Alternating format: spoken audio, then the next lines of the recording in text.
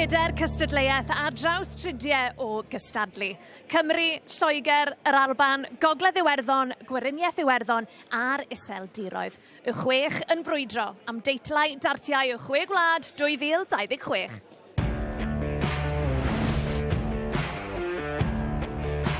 Chwe Gwlad, ond dim ond un enillydd.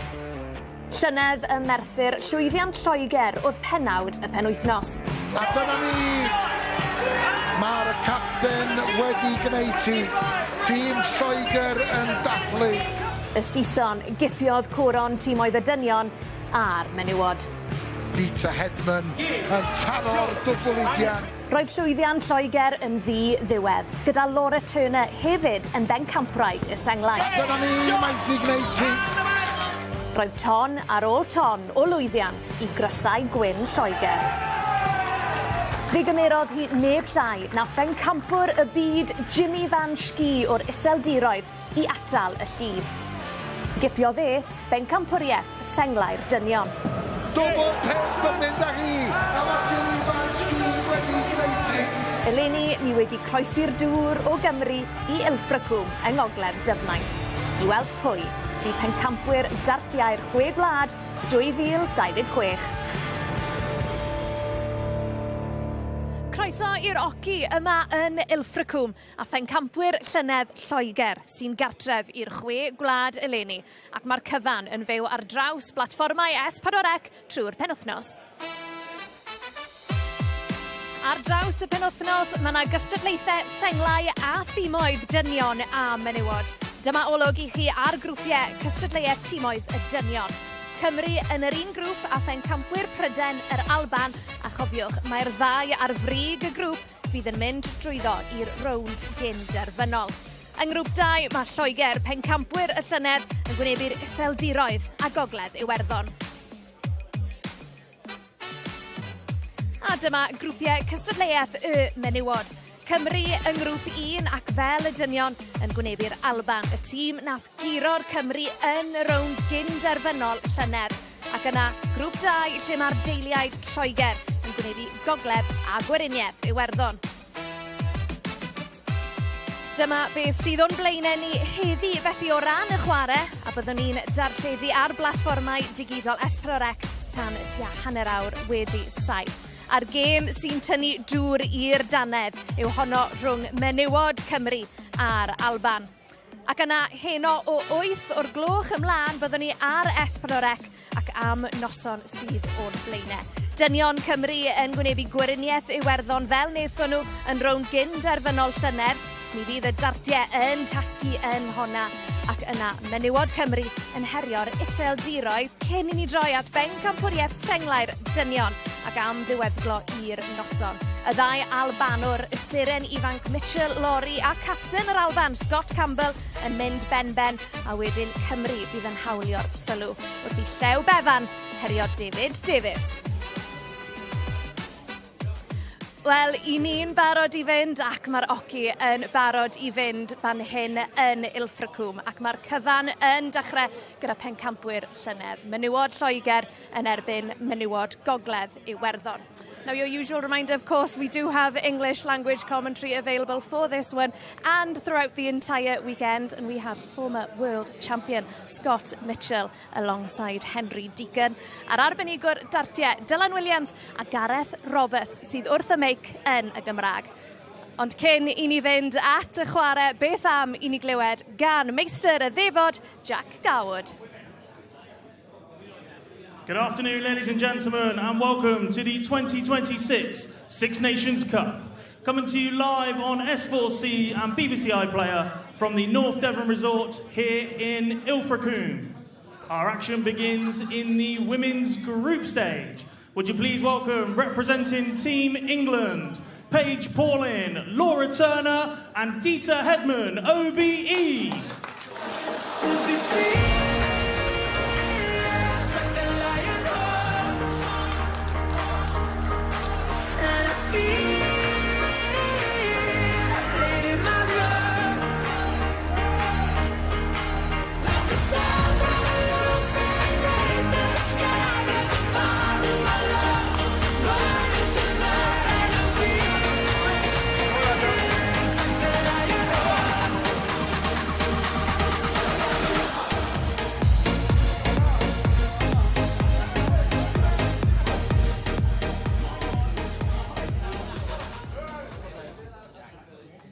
And their opponents from Northern Ireland, Tammy Jo Grafton, Julie Leahy and Kaylee O'Neill.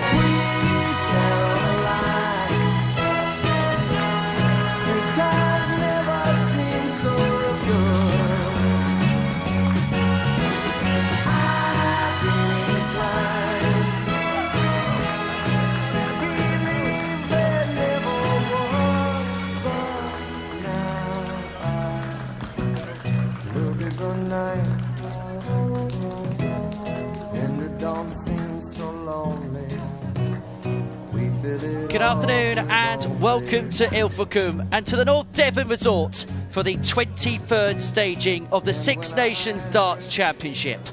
A tournament first ran in 2002 when a Scottish team, including the likes of Gary Anderson, prevailed in Northern Ireland. For the women, it was 2010, the first edition, where England won the inaugural tournament and have dominated ever since, winning the title on no fewer than 9 occasions. Defending the title in both competitions are England, who completed a clean sweep in Murph in 2025 and kick off that defence against a Northern Ireland team who, in terms of big stage experience, are the unknown quantities this weekend. It's the reigning WDF World Champion Dita Hedman who has the honour of getting us underway.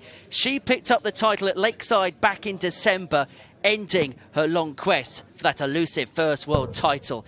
She's up against Tammy Jo Grafton, a promising youth player who's looking to shine for her country on the international stage. The format is unique. 1 leg on and 1 leg off. The room for error is non-existent. So set yourself in for a weekend of top-class international action featuring the 6 most prestigious nations in the sport.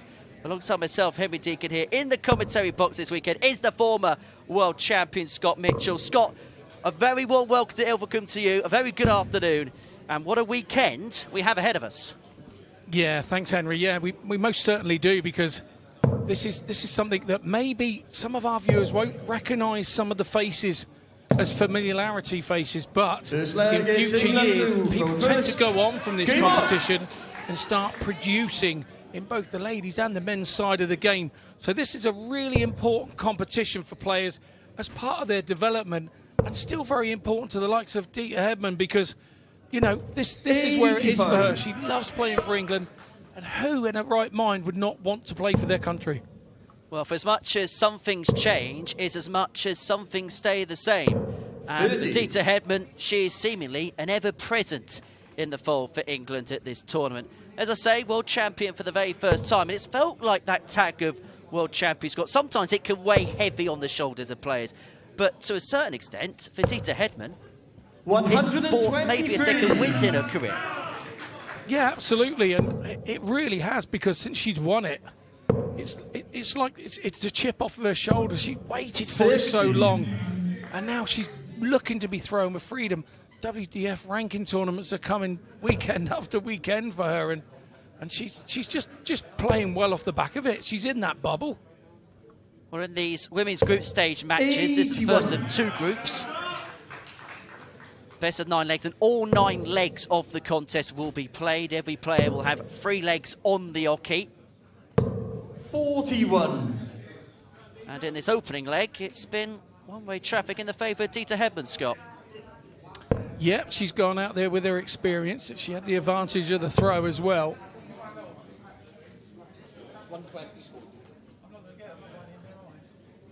She's not sure whether she can fit another one in there, I think, is what she's just told our MC, our referee. 140. And she was right. She didn't. And the reason for persevering was a maximum would have left herself on double 16. Will leave herself on 72. Should get a dart at Tottenham here to take the opening rubber for England. England requires 72. 2 single 16s. Leave a dart at tops, or the treble 12 can leave double 18, 36 or 36. Double 9 doesn't want to move inside here. 63. Because Tammy's all the way back on 3-2-3. He's going to have to spur one when she comes back.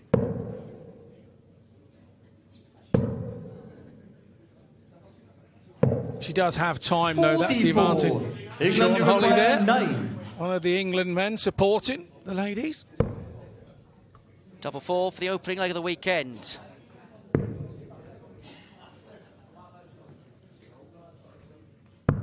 And the opening leg of the weekend is an English leg, and it is Dieter Hedman that gets England off to the perfect start. The reigning world champion please welcome, gets England off to the perfect start. And representing Northern Ireland, Julie Leahy. So Dieter Hedman, the winner of the opening game. Let's hear from her now, downstairs as shown it.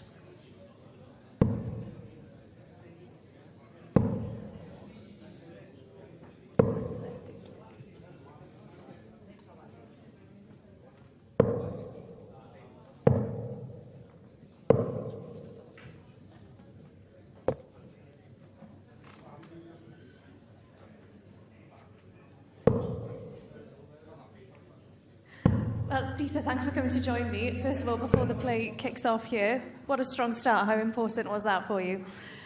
Being up first is a little bit nervous. Is it really? Okay. So, Well, Dieter, I'll let you go. Thank you very much. Bye.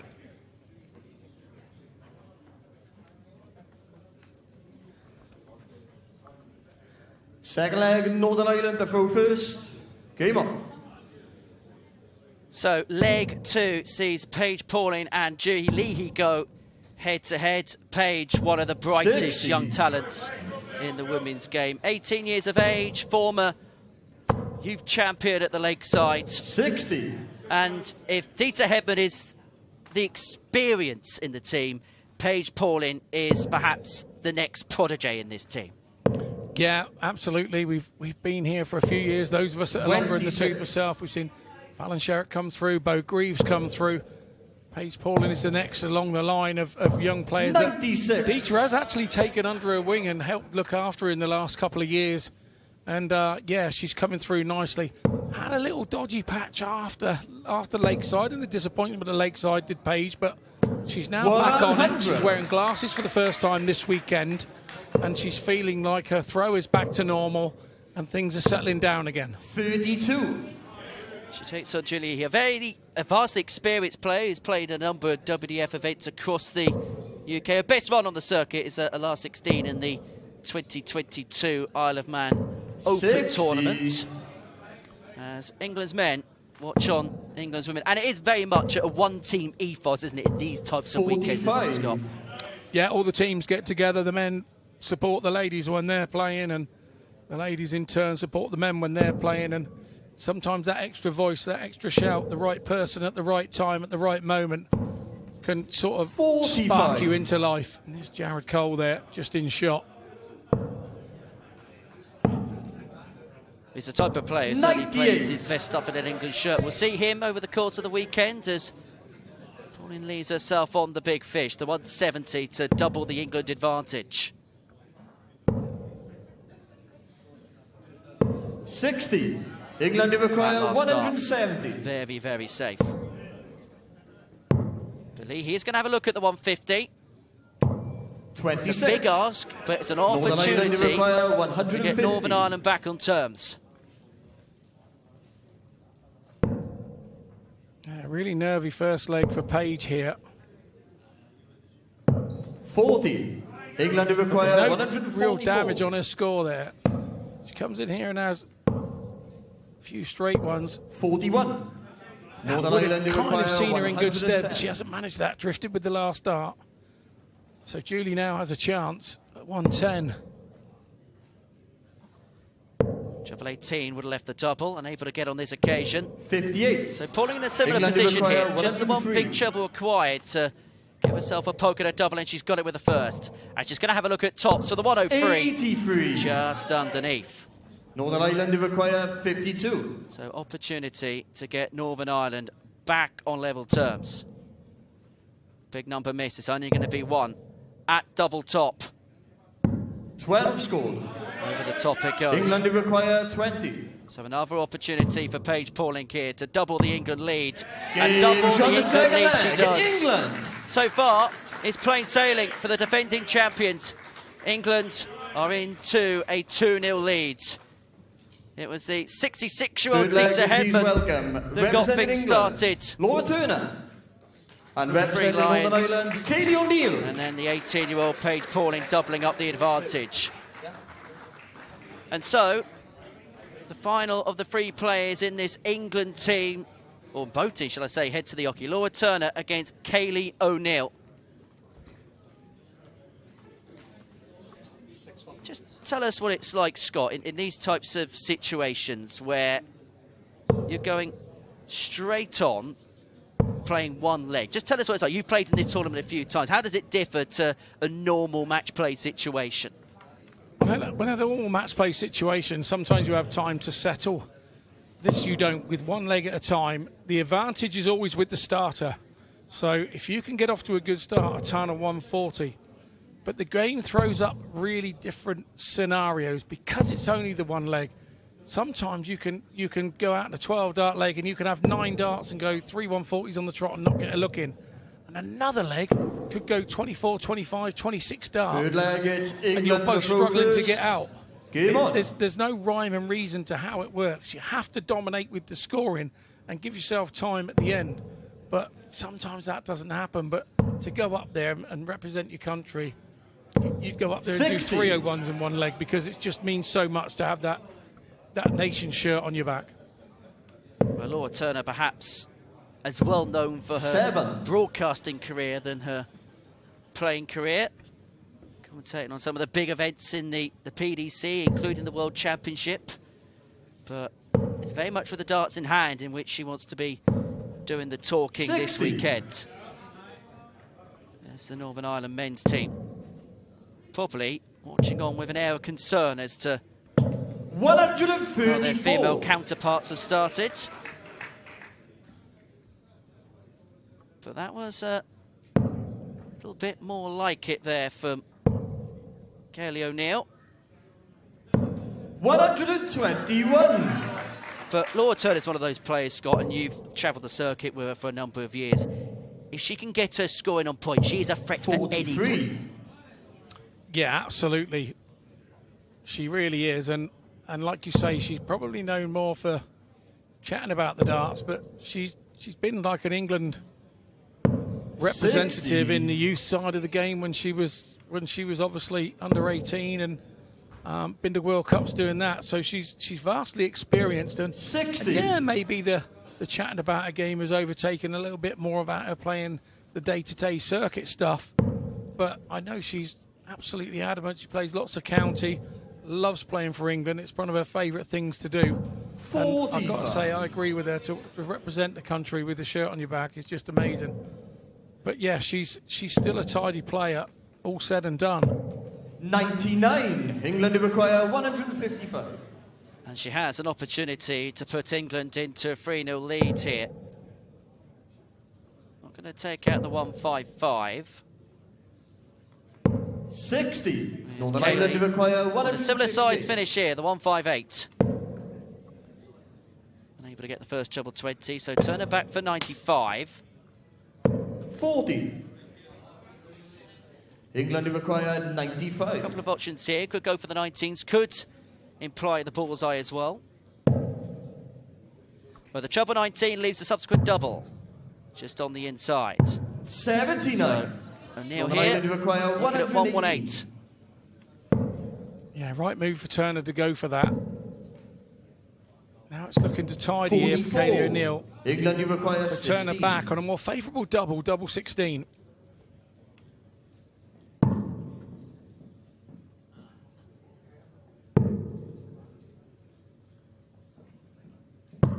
Eight. Goes inside the double 8.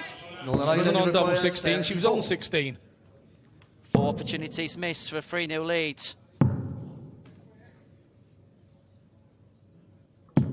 42. But Kaylee O'Neill is unable to punish. England, you require 8. A reprieve for Turner. He finds the double 4 to put England 3-0 up. Plain sailing for the defending champions. Moving on to the 4th flag. The most successful team England, Paige Pauling, in the history of this competition. 9 titles in the women's competition and defending the title, of course, that they won last year. And so it's the second rotation of players now. Paige Pauling taking on Tammy Jo Grafton.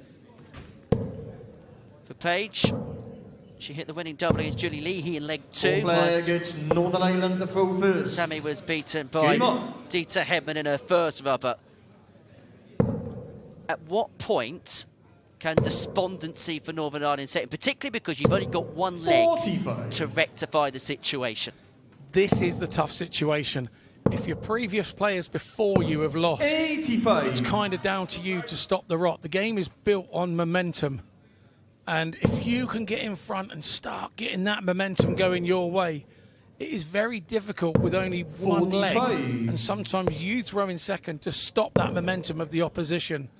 And it takes a lot of heart, a lot of soul, and a lot of belief in your own game to be able to do that. So for Tammy Jo Grafton now, she's got the weight of the world on her shoulders. She's 3-0 down. She's trying to get her team back into the game. And all of a sudden, your arm turns to jelly and it's not your own.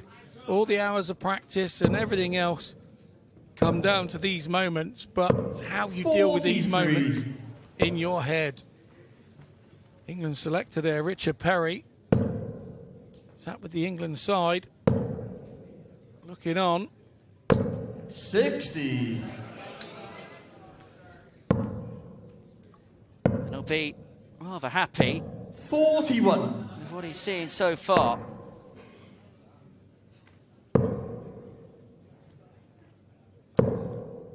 Just a reminder that all 9 legs will be played 60 in these women's group games.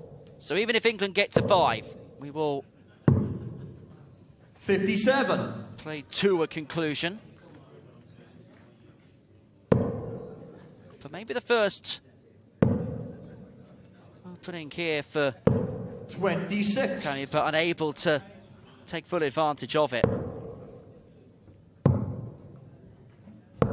57. We'll probably feel like 6 to 9 darts from here to get Northern Ireland's first rubber on the board. 81. Big pick off of the last. It really is a big pick off. Now she's sat there on 1-5-1. She's turned the pressure back round onto Paige Pauling. 58. Northern Paige Ireland that she won her last 51. game wasn't the over-convincing Paige that we know, but the thing is, it's so hard when it's one leg and it's your first leg of the day. We've just gone live on 45 on the TV box, on the 156. telly box, and so the nerves are going to be there. It's natural. Which is where potentially 60. the experience Northern of even Ireland players like require Paige Pauling, 106. even at the age of 18, really does come into play. Triple 18 would have left double 16, so provided 43. first England 2 stay requires straight, 76. Paige Pauling should be guaranteed a dart at a double. So dart 2 goes a big. 39. Northern Ireland requires 63. This to get on the board, to feel like they're in the contest. 17 would have left double top. So Pauling should get 2 in hand for 4-0. England You require can't practice for 57. these moments. You cannot practice for them. Double 16 for Pauling. 5 scored. Wow, that you'll see the mark Northern at the double Ireland 16. require It was in, 40. and then it was out again. Well, Paige Pauling thought she won that leg, but it's Tammy Jo Grafton who has the double 16. Came in and out for the 18-year-old, but that tops definitely in. Laura Turner and representing it Northern gives Ireland, Julie Northern Lee. Ireland at least some kind of foothold in this contest. So, 5th up, it's Laura Turner and Julie Leahy. For Laura, she got the better of Kaylee O'Neill in her opening leg. As for Julie, she lost out to Paige Pauling. And I suppose you mentioned momentum in the previous leg. Is this the point where Northern Ireland can actually get that back if they can win this leg from 3-0 down, they're back to 3-2? It can happen that way, and this is what makes this game so very interesting. The one leg is a big, big leveller for the top sort of more well-known names to maybe the names that you don't know. But you got to remember those well-known names were here as not known names not too long ago. So it's kind of crafted them into the players that they are. But it's a very different format. It's very difficult, and it's very easy at one leg at a time to maintain momentum, because you get a lift off of your previous player if they've won. And this is where the team factor comes into it. You're not actually playing for yourself. You're playing for the team, and you're going up there trying to hit that double for your team to make it easier for the player that's coming behind you. It's one of those rare sort of occasions where you're kind of not thinking of yourself. You're thinking of your other teammates. Where darts now, if we look at it, the way that it's gone and the amount of money in the top end of the game that's come to it, it is a very individual sport. So being part of this team is a very difficult thing to do if you're an individualist at heart. 60.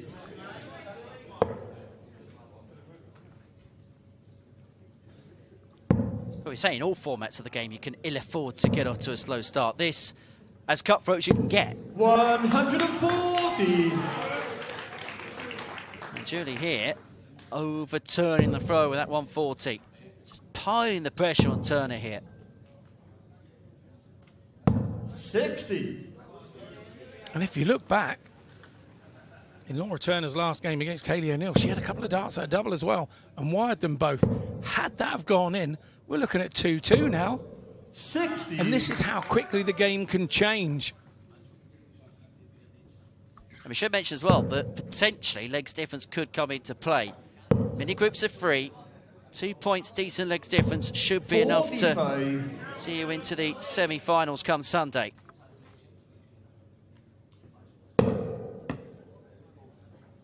Well, that's a second 45. bounce out of both of them. A bit of big proportions. The double 16 of Page Pauling in the previous leg, and if that dart had stayed in, Northern Ireland would have been on a finish.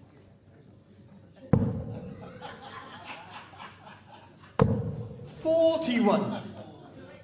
See Turner absolutely trying so hard and concentrating so hard. Sometimes it can make your arm go tight.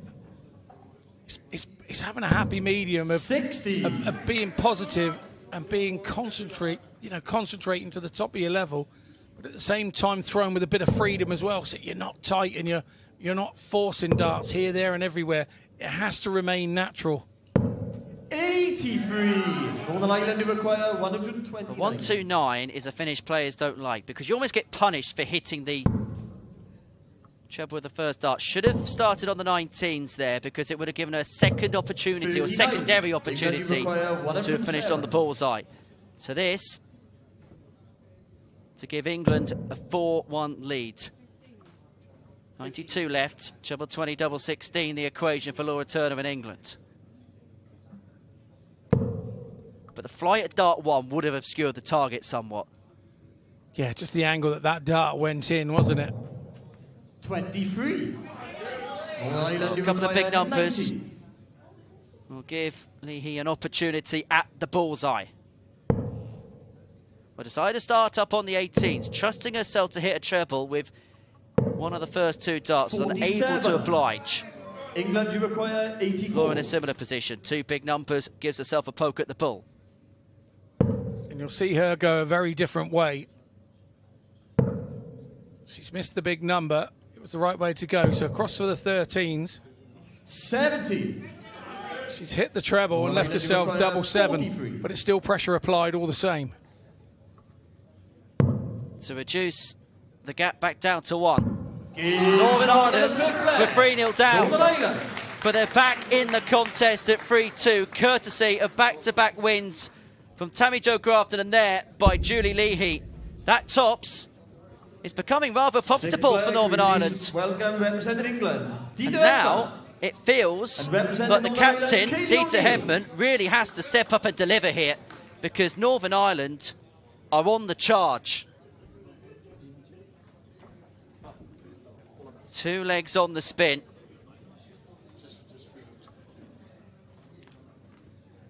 And it could be a situation, Scott, where we could see 2 different effectively sets of games going in a different direction. England leading 3-0. The second set could go 3-0 to Northern Ireland.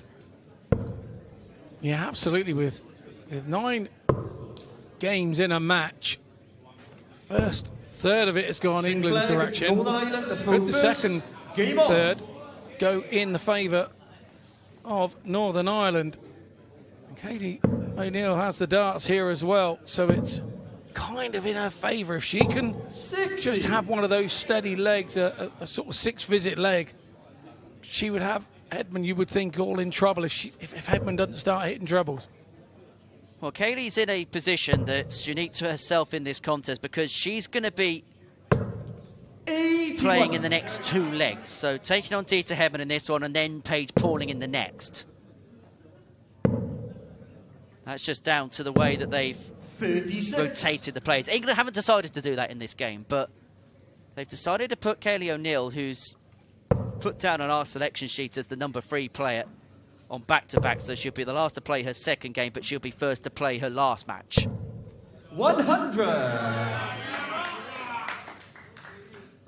So she could have a really important role to play when you consider where the scoreline's at.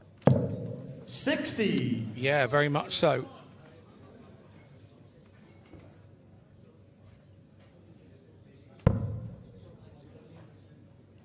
When you start winning legs in this game, leg after leg, one leg and then your next leg and then your next, the confidence starts to ooze out of you. You start to have the confidence to feel you're not going to be beaten. And it's a lovely place to be, but it's a very difficult place to get yourself to win over such a short format, game after game after game.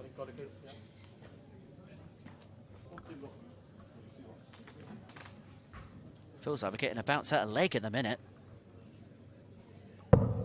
And it means that Hedman has a pathway paved to re-establish the 2-leg gap for England. 100. Sun leaves herself at 120 with 1 big treble.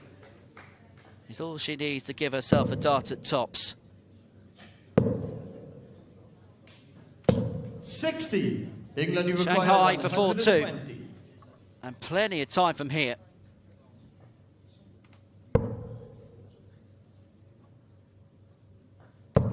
Finds the treble, double top. And that is the first time finish of the weekend. England. And that gives England a 4-2 lead. The 2-leg lead is restored.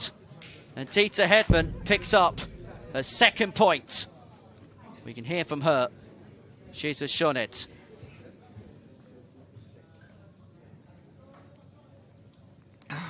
Dita, we'll try again. That felt like a very, very important leg for England. How important was it that you got the win up there just now? Every leg is important. It doesn't matter whether it's the first, the middle or the last. Every leg is important. Now look, last year's Six Nations, Dita, England, of course, stole the show across the board. You're at home this year. How determined are you, especially in terms of the women's team, to hold on to this title? Well, you know, every time we play, it doesn't matter whether we're at home or away, we try to retain it or win it, or everyone is here is trying to win it. And I'm hoping we go back winners again. Absolutely. Well, Dita, I'll let you go. Thank you very much. Thank you. Well, her will to win is absolutely unmatched. Leg number 7. And how important, Scott, could that point be when you consider the state of play in the game? And for Kelly O'Neill, the fact that she's now having to come back onto the stage, having just lost a leg. How does she just try and get her composure back together? And this is where it becomes difficult, because in this format for the ladies, it's the only one that you have a player coming back on after they've played. If you've won it, she would now be absolutely the right person to go back on with the momentum. Yes, she was unfortunate and she lost it, but she didn't give the leg away. Dita went and won that leg with that big 120 finish. Didn't offer her an opportunity. So she's got to look at it, Kaylee, here to say, 85. I couldn't really do a lot about that leg. I've got to remain positive. I can get my team back in it here and get us back to 4-3. Also, how key when you're playing the back-to-back legs is it to try and not disrupt the rhythm as much as possible? Because coming off and coming on again, you can possibly just lose the flow a little bit. Yeah, you can, and it's difficult. There is no time to think here. When you've lost a game, There's no time to go back and sit to your seat and dwell on it, because 5 minutes' time you're back up here again, throwing there. It's the most unique 58.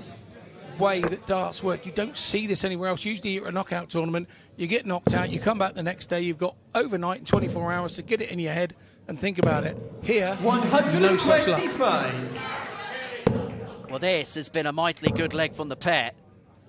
140. That was 40. He's Paige Paulin on 78. This is fantastic from Paulin. It's fantastic from both players. Paulin in particular, they seem to have spurred each other on in this one. 78 left after 12. Double top for 5-2. 38. That would have given England the match win. And it would have been a sensational 15 darter. 60. England, you require 40. So tops are Pauling to give England the lead and to give England the win.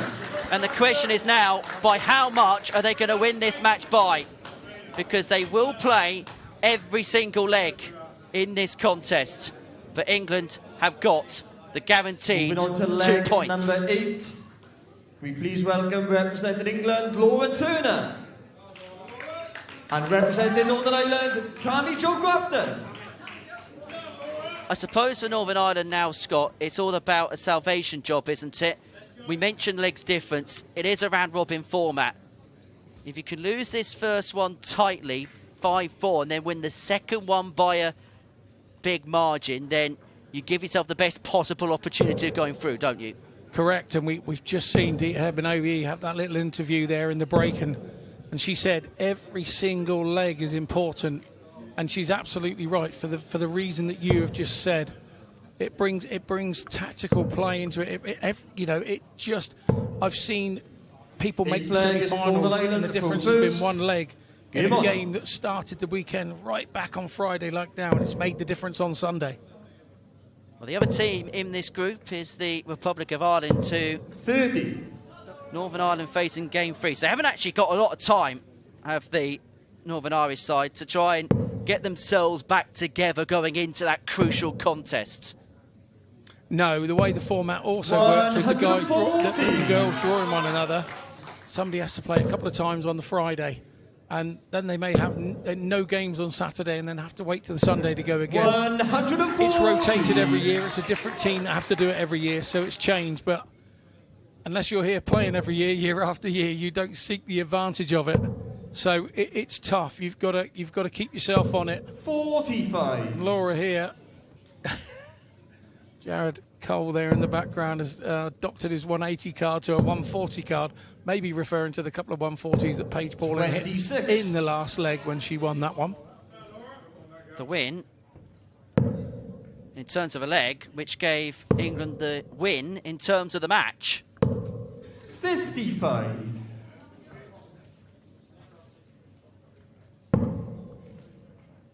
And I suppose there's also a psychological challenge for England, because you're safe in the knowledge that you've won the game, but you're trying now to make sure you win by as big a margin as possible, because what you don't want to do is sit back, concede a couple of legs, and that maybe come back to bite you later on. Yeah, absolutely right, 100% right. It can bite you later on. You want to get in here and get the 2 wins, but if you can't win, you've just got to have as many legs on the board as you can, and England, you require and hope that that's enough. 138 and 6 from here. 2 treble 19s leave double 12. Unable to get the second.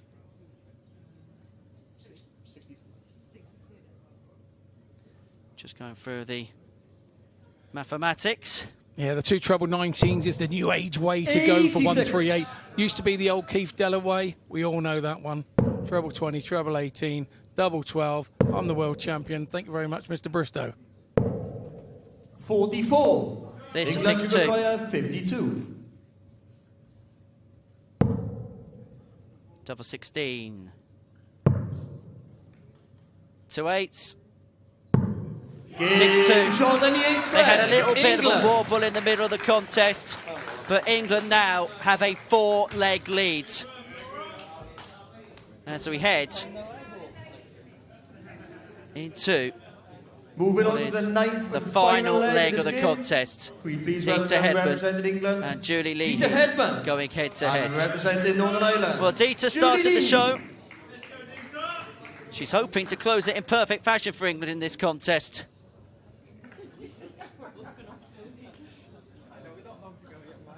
And I get the sense her second leg win, Scott, was probably the most important of this contest, because at that time, Northern Ireland were just beginning to get themselves back into the contest. From 3-0 down, brought it back to 3-2.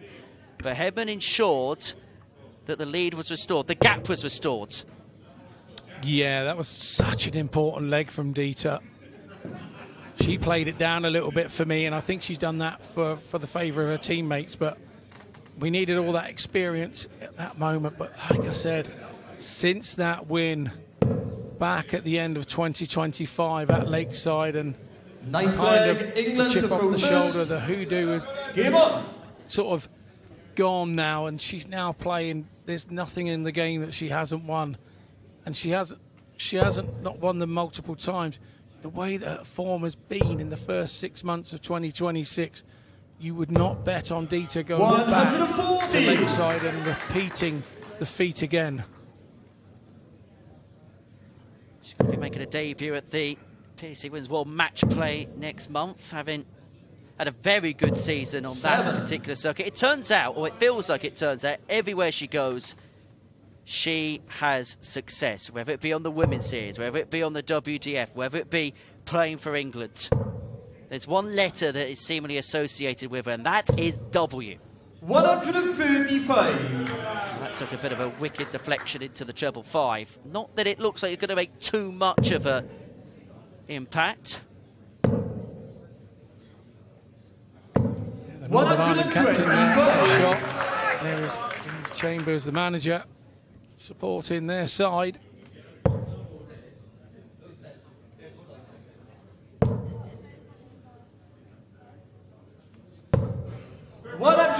Dita Hedman really leading from the front here, England's captain. Well, I haven't seen a 180 in this contest. Hedman's come the closest on a couple of occasions. She's had the match. This is only top punch checkout, that being the 120. 101. Is she going to finish off with a second? 60. It's got options here. Single 1 or a single 9. Well, the treble 9 leaves double 7.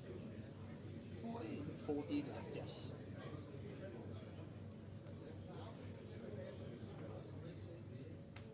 And that double 7 seals the 7-2 win. The defending champions England are off to the perfect start with a commanding win against Northern Ireland. A 7-2 victory for Dita Hedman and co. They are in a very good position now to progress through to the semi-finals. So England 7, Northern Ireland 2. With the final score being England 7, Northern Ireland 2. Dita Hedman, the reigning world champion, starting the job and finishing the job off. Let's hear it from Team England's Laura Turner now with Shown It. I'm Laura Turner yn cadw cwmni fi fan hyn. Laura, thank you so much for coming to join me. Now, what a win, but Northern Ireland, they didn't make it easy for you at times up there. Yeah, you cannot, no team is going to make it easy. To make it through to your national team, it's never going to be easy, but ultimately, you know, we had to dig deep and we found a way in the end. You absolutely did. And talk to me a bit about the format as well, because it can be a bit unforgiving, can't it? It's intense. It's really unforgiving. You're totally right. I had a really bad leg in between, and normally you can kind of recover from a bad leg, but ultimately when you're only playing one, you don't have any time to recover. So yeah, we did well to get across the line, but it's very hard. Definitely. And I asked Dita the same question. You know, this time last year, the Six Nations, England, you know, you absolutely stole the show across all of the competitions. You winning the singles as well, of course the women winning the teams. You know, you're at home this year as well. Have you got sort of that extra fire in your bellies to defend those titles? It's not very often that I get the opportunity to come back and try and retain a title. So, you know, still in the semi-finals, get to play again tomorrow. So that is the hope, that someone from England can win the singles, you know, especially England women. And then ultimately, you know, the main thing is about winning the team event. And we're still in the mix. We've had a good result in the end, and ultimately that's what we're here to do. the semi-finals to come tomorrow. Laura, I'll let you go. I'll let you go and have a bit of a rest, but thank you very much for your time. Well done. Thanks, Sinead. Wel, llynedd oedd hi'n dor calon I fenywod Cymru ar ôl iddyn nhw golli i'r Alban yn y rownd gyn-derfynol. Ond eleni, fi'n siŵr bod nhw'n benderfynol o ail ennill y teitl enillon nhw yn 2024.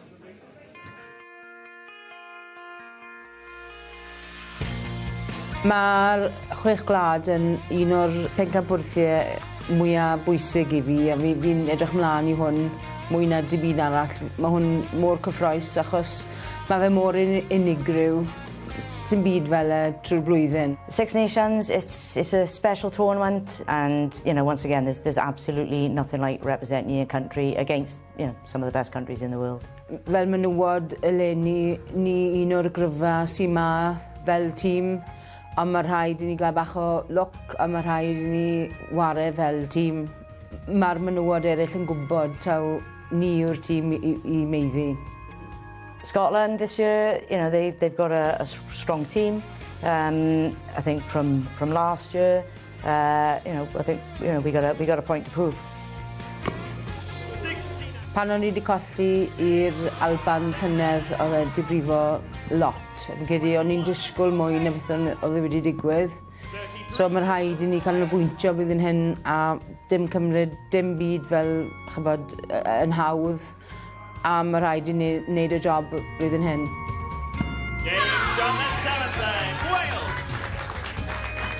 Securing a win against Scotland, I think it's the big one for us. I think if we can get that win, our first game, that'll set us up for a great game, hopefully later on this evening. Game shot in the fourth leg. Wales.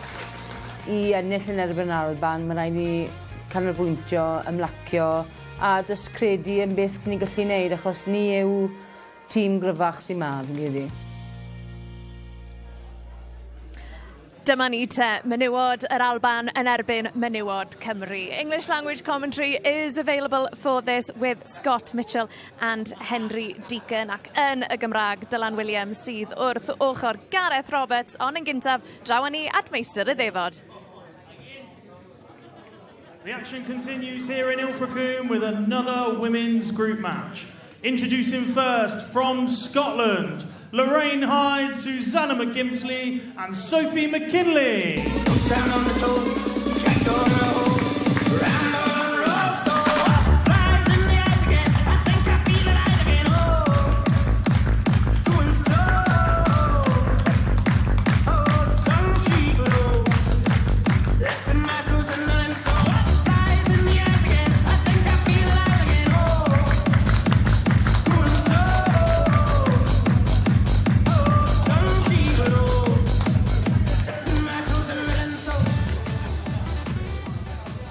And their opponents from Wales, it's Rhiannon Sullivan, Eve Watson and Rachel Kingdon.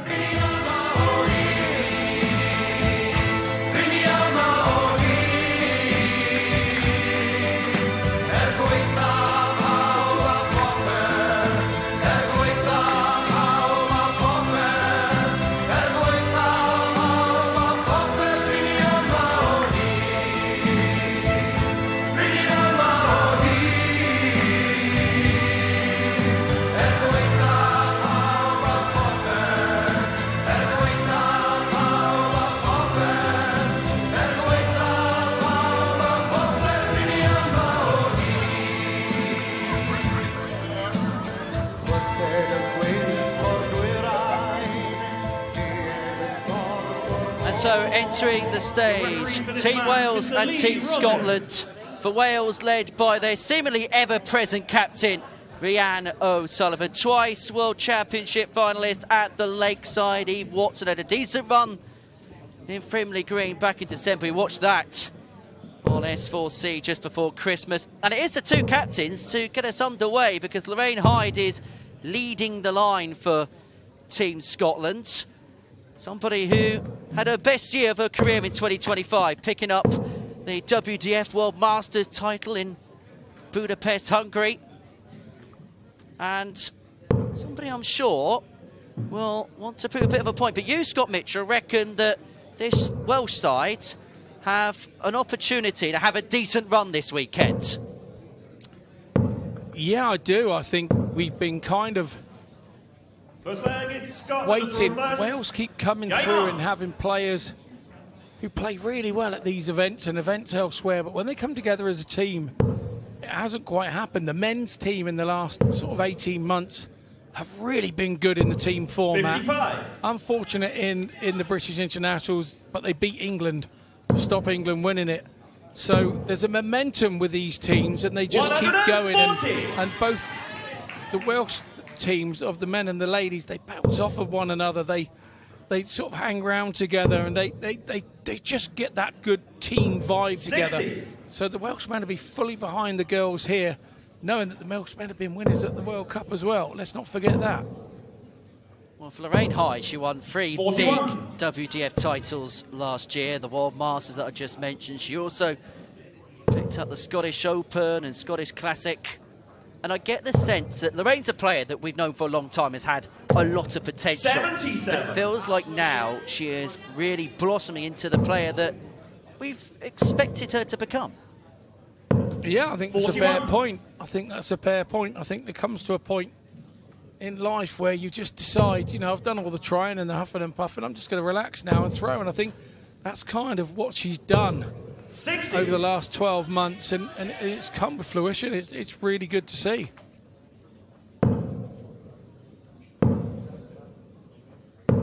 $100. When Rhiannon O'Sullivan throws darts, they are thrown. You can hear the thud as they land in the board.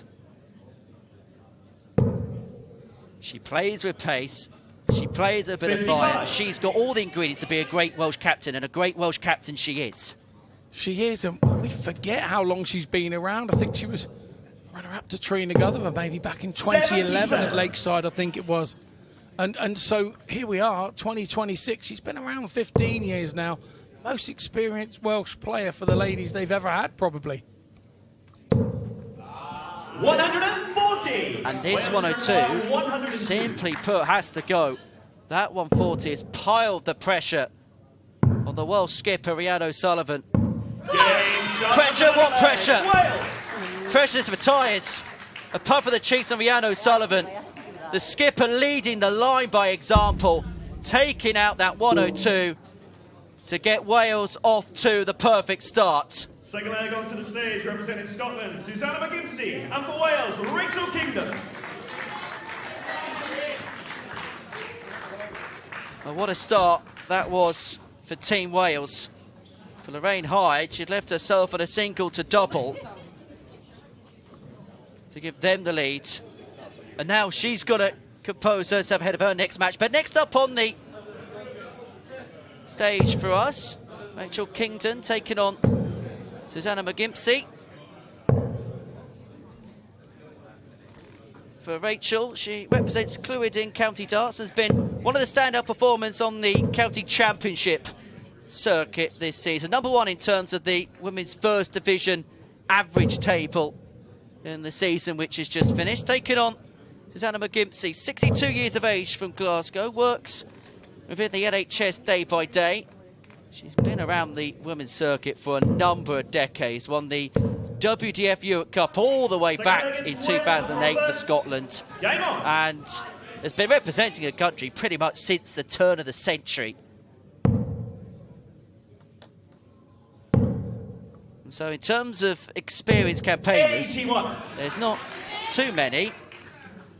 I can say they've got more than her, and she's going to have to try and get her side 30. back on terms here, having seen Lorraine Hyde get beaten by Rhiannon O'Sullivan. I have to say, in the form of Rachel Kingdon, 180! Found a star at the British International. She really did play lovely, and sort of with 41. We didn't know what to expect from her at the internationals, and she came out absolutely flying, and just no airs or graces. She sees that treble 20 and lobs at it, and it works for her. She is very good indeed, and a really worthy inclusion 62. to the Welsh side this time round to back up Eve Watson and Rhiannon O'Sullivan. Well, that was the first 180 of these Six Nations Championships. So Kingdon, 178 left. Looking for a treble to leave herself on a 2 darter. The 58 leaves herself on 120 Shanghai. McGimpsey's on 345. Even a 180 will not leave her on a finish. So Wales have all the time they want here. Kingdon looking at 120 to put them 2-0 to the good. Triple 20 leaves tops. It's a beat for back-to-back top rope checkouts. It was the 102 in the previous leg for Rhiannon Sullivan, nearly backed up by a 120 there by Rachel Kingdon. 60. Wales require 40. So Kingdon it is then, coming in for tops.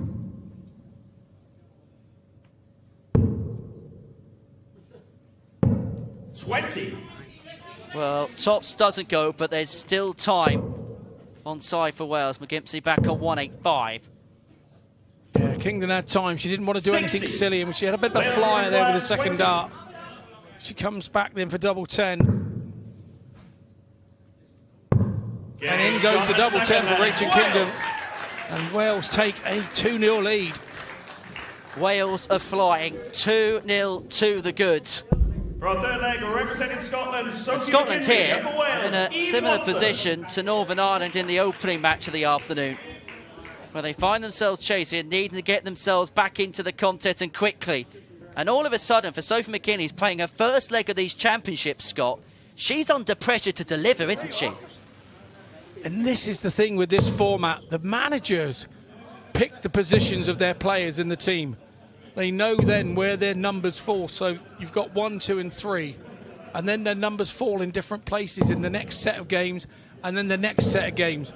And sometimes you have to put your players in at 1, 2 and 3 where you want them playing later in the match, should the match go on. Well, 2 years ago, Sophie McKinley had the week of her darting life at the lakeside. Sophie, the trophy, came close to lifting both the girls' and women's trophies at Frimley Green, losing out in the finals of both. The leg against Scotland for first. Game on. But now, needing a big leg win to get Scotland in this contest. Trailing 2-0. And interestingly, 100. 3 flights, 3 completely different structures, Scott. Yeah, indeed. It maybe something that she's got going through her mind at the minute, and she maybe throws them in an order. No, she doesn't. That's a different dart that she's thrown first this time, I think. Well, it's not quite 85. the Laura Turner odd dart. Well, Laura sorted that problem out, didn't she, by gaining some barrel sponsorship a couple of years ago. Now she throws her 3 darts the same. Well, it's not uncommon for players to do that. We've seen Darius Labanauskas in the men's game and Ricardo Pietrezco in the men's game throwing with 3 different coloured flights. Now, a lot of players that do that tend to do so in a order, don't they? So they'll throw with 1 coloured flight first, another one second. And it's done for the thought process for why you're not actually throwing. It gives you something to think about other than the game. So you then throw 100. That dart first. For me, if you play an awful lot, sometimes that first dart gets more wear than maybe the second and the third dart on the barrel and the grip. So maybe they change the flight over to a different barrel every now and again as well. It's not something I do, so very difficult for me to comment on. But yeah, you do see that this is done as a mental state to stop them thinking about the game whilst they're not throwing. Scotland, you require perfect 170. Setup. 6 darts here from the 170. Another one of them. For the big fish, it's the bull. 140. Just tie the target. Really good attempt. She will be back for double 15. If Eve wasn't on a finish, she may have been tempted to split, but straight for the target. And now look at a double 4 to get Scotland in the contest, to reduce the gap back down to 2-1. It will not be a Welsh clean sweep in the opening round of games. 4th leg representing Scotland, Susanna McGimpsey, and for Wales, Rhiannon Sullivan. So Rhiannon Sullivan returning to the stage, taking on Susanna McGimpsey in leg 4 of this contest. O'Sullivan found that 102 finish to kick things off for Wales in this game. And it seems like O'Sullivan's in absolutely no rush to get onto the stage there. She'll do things in her own time, in her own strides.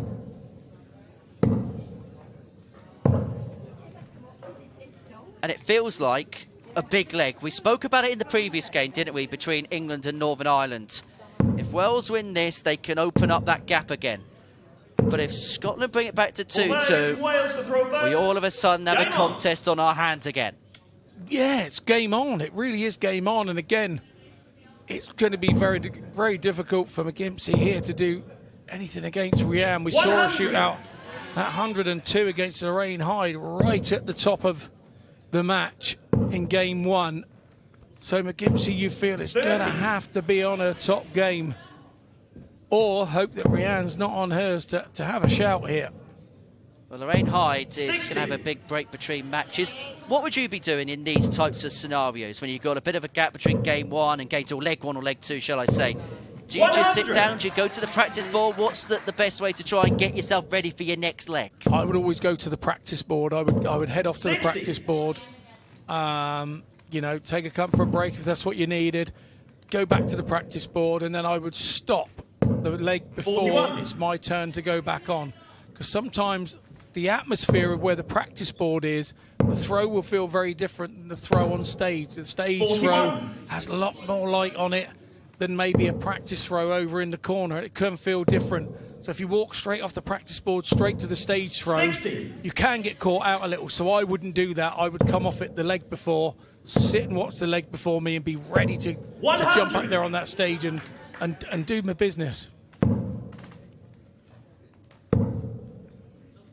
Needs a treble here. 60. Wales Words of require left. 140. McGimpsey on the big fish. So 6 on the 140 here.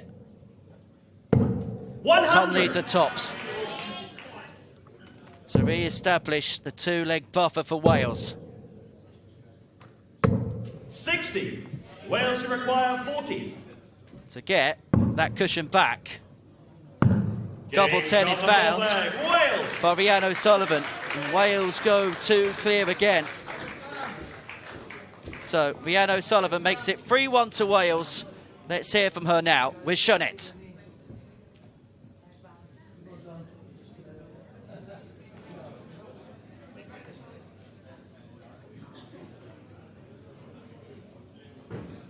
Wel, Rhian, am ddechreuad mae Cymru wedi cael ar y blaen o 2 gymal i 1. A'i ti'n bersonol, ti'n edrych fel bod ti'n edrych yn hyderus iawn lan ar yr ogi. Ti'n teimlo fel ni?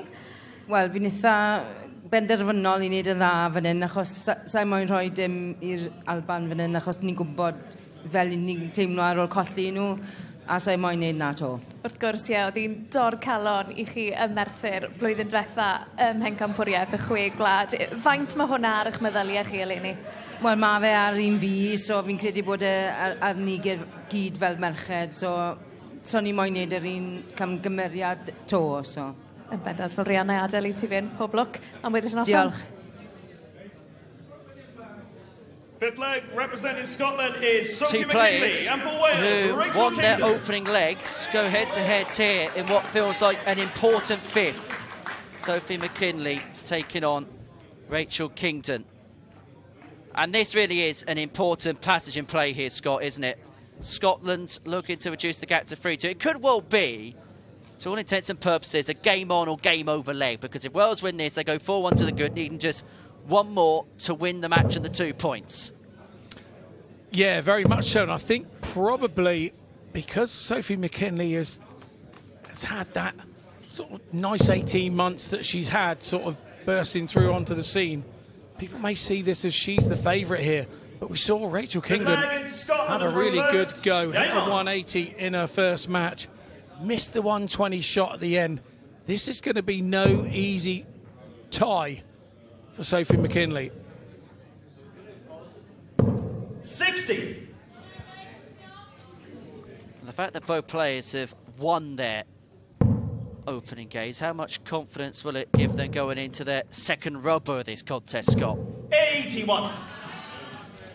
Well, both is not going to want to lose their winning streak and put a bagel on their on their scorecard, are they? They want to make sure they keep winning. 100. And they'll both be confident going into this game as well. Little shot of Ewan Horsell there. 85. Youngest member of the Welsh men's team, Chwe Bevan there. Having a chat with David Davis. We're going to see both Wales' men and women in action 66. tonight on S4C from 8 o'clock. They kick off the evening session. The men taking on the Republic of Ireland and the women taking on the Netherlands, who are the 60. third team in this Group 1. That first dart should be a helpful guide. It is.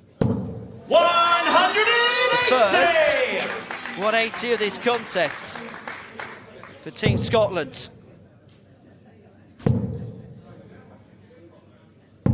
100. Scotland, you require 95. One apiece in the game in that particular department, as McKinley was looking at 76 with 2 darts, unable to get the treble. 46. But will have time on her side.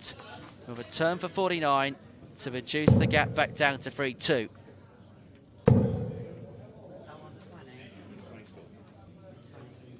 Wants a 15, really. 55. Yeah, goes for the 15. What a setup. The pressure is 49. Good stuff from Rachel Kingdon. Tops to reduce the gap back down to 1. 29. 2 opportunities missed. Wales require 40. How key could they be? This is a 4-1. And to put themselves to within a leg of victory. 20. Both players Scotland have require had 20. a dart to win this leg. McKinley gets another opportunity, but she's chasing around the boards. The frustration is turning on the face. Score. Plus the score. Wales require 20. Will she come back? Yeah, that's the all-important question. Rachel had a bit of a flyer, didn't she, in the attempt in the throw before. Double 5 for her now. She hits the double 5, Rachel Kingdon, and Wales take a 4-1 lead, and McKinley will be fuming because she had an opportunity there to get her team right back in it. Representing Scotland, Lorraine Hyde, and for Wales, That Eve could Watson. well be the turning point of the contest. Sophie McKinley had opportunities to reduce the gap back down to 3-2. Couldn't take them. And Rachel Kingdon has pinched her pocket to lead 4-1. Now, these two are paired partners on the WDF circuit, Eve Watson and Lorraine Hyde. But they're up against one another here. And for Eve Watson, the carrot being dangled, if she can win this leg, she will win this game for Wales. We will play the full 9 legs, but this is to put the points in the bag. Yeah, absolutely. And sometimes it can be tougher that you play a mate where you're sat with them the whole year. And maybe today, 100. these two aren't sat together for the first time in the whole season. It's really, really strange. And that's a really nervy opener from Lorraine Hyde. It shows the situation there for me 40. in one dart. Does the air of panic amplify in this particular format, Scott? Yes, it does, 96. because obviously Lorraine played on first, and now she's here on game 6, and it's been a while since she's been on, and she had the darts on the very first leg, and she would have backed 30. herself to win with the darts. Now she's lost that one. She finds herself having to win against the darts, against the likes of Eve Watson, who we know 100. can score. I watched a game earlier for her in the singles, that ladies singles that started earlier this morning before we went on air, and her and Laura Turner had an absolute ding-dong battle. It was scoring for 100. score. It was a really good game, and Eve Watson didn't quite come out on top. So I know she can score, and I've seen her scoring and hitting that treble 20 this very day, this very morning. 125. 125, leaving Wales on 120. Well, Lorraine Hyde needed a maxi to leave herself on a finish. 45. So Wales require all 80. the time in the world Treble 20 for tops. She is going to get time to seal the win for Wales. But with Hyde back on 286, she did the sensible thing there. Didn't do anything silly by trying to hit the treble, just stayed straight, scored the 60. She could now come back, hit the 20, and back herself with the 2 darts at the double top. Double 10. And that seals the points for Wales, 5-1. And Eve Watson gets the match-winning point. Well, let's hear from her now. She is speaking to Sionet.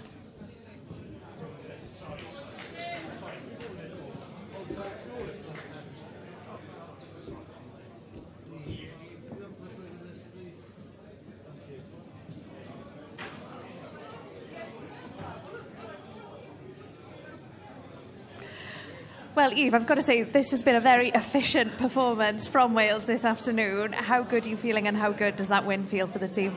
Yeah, I mean, it feels like it's been a long day already. we feel like we've still got a long day to go, but yeah, I mean, you know, to get where we are right now, I'm super happy, and to manage to pull one back for the team after losing my first game, I'm really happy about that. Absolutely, and just talk to me about what that match was like against Lorraine. Obviously, someone that you know very, very well as well. Yeah, we play pairs together. She's my favourite Scottish person in the whole wide world, and I love her to bits. And it's difficult when you're playing friends up there, but you've got a job to do, and you've got a job to do, and sometimes you just got to do it, and I did it. So.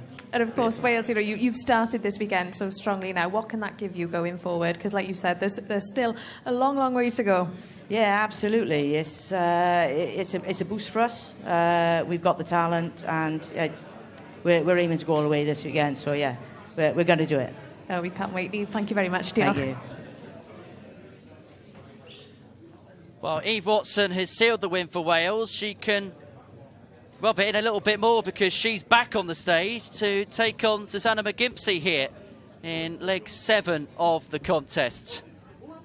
What's that feeling like, Scott, when you've hit that match-winning double for your nation, when you've hit that match-winning double for your team?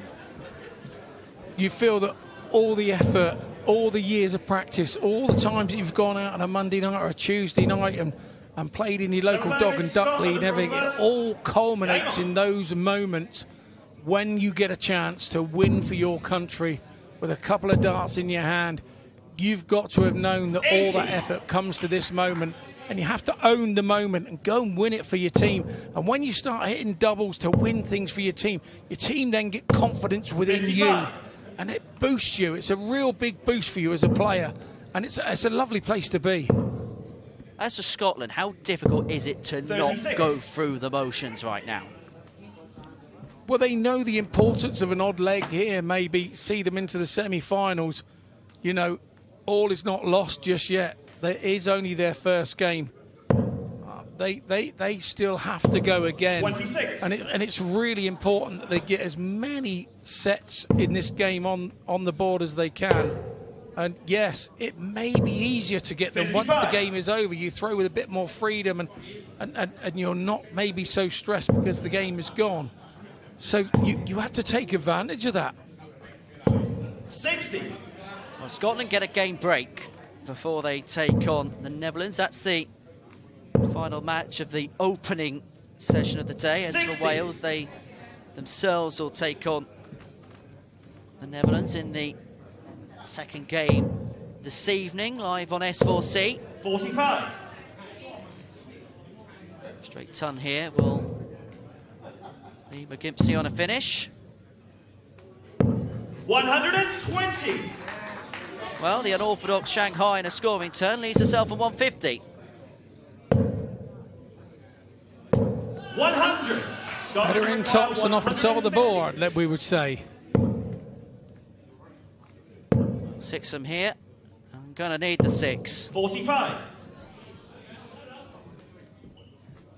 All Eve can do is try and apply as much pressure as she can. Not going to find a big 59. treble. Scotland, you require 105. To oblige. So 105 here. Just the one big treble required. Treble 18. Would have left double 16 with 86 left. 57.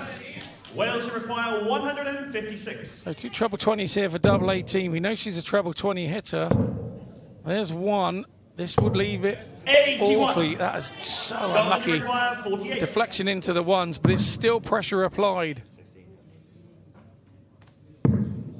Double 16. Is that dart too close to make it difficult? Yeah, no, it's a super marker. Scotland. But Gibbsy does her job. Picks up another point on the Scottish side. Is that again going to start a bit of momentum come the end of the game here? It's not going to affect this game, but it could affect the bigger picture in this group. At this point is a target score of 5-4 what Scotland are looking at. Yeah, of course they are. Of course they are. But it's going to take a mighty, mighty effort from Sophie McKinley here, because she's going to be against the throw in arguably one of the best ladies in the world at the current moment. I think we're going to have to call her No Rush Rian, because she's certainly taken her time to the stage. Well, not. A flag for Wales to throw first. Game on. She put through her paces to get onto the hockey. Looking to add leg 6 to the Welsh tally. 60.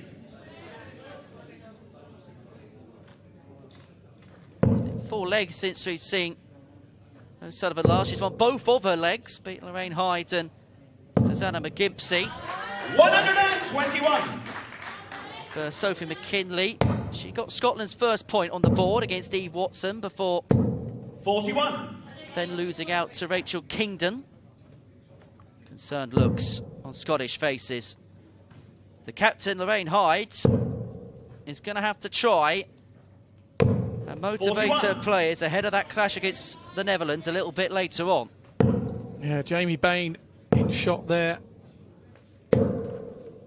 35. Former singles winner here at the Six Nations Championship, I think 2023. Can't remember he beat in the final. Some big lad from England. Who may be commentates 60. more now than he plays. Narrowing it down then a little bit. And he's commentating today. Well, it's definitely not me. Have you guessed who it is yet? 60. Is it you by any chance? Yay! Well done, you.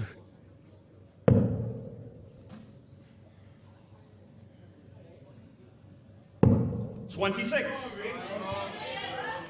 Well, I spoke about having to pick players up. You've been a captain before, Scott. When you're in that process of different 85. players having to be treated in different ways because they react to different situations differently. Yeah, you're absolutely right, Henry. Sometimes you've got to put an arm around them and go, don't worry, you know. Some are just being a bit 41. lazy. You need to give them a kick up the backside. So you have to, as a manager, realise the approach that you need for, or a player for a captain is to each individual player. And sometimes it's a real nice thing to take the game off of your mind, thinking of somebody else. Then you go, oh, hang on, it's me up there. And you've given yourself no time to think about anything. So the captain's job, 95. one, there's a bit of pressure on it because you want to do your own job. But two, you want to make sure you give enough to the rest of your team, not over-concentrate on yourself, so that you 99. give them the inspiration to go and get their games as well. Because if they're getting their games, it makes your job easier as captain. Chipper 19 for tops. To get a third leg on the board. 97.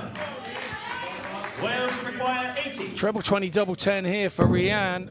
It's going to single 20, double top, lob it over the top. 40. Didn't go this time, so McKinley comes back at double 10. Well, this is for her second point. And it'll be the first leg that Rianne O'Sullivan has lost in this game. 10. But opportunities have come and gone. Wales require 40. This is a 6-2. And this really is to rub salt into the wounds. Double 10. 26. Well, both players missing gilt-edged chances.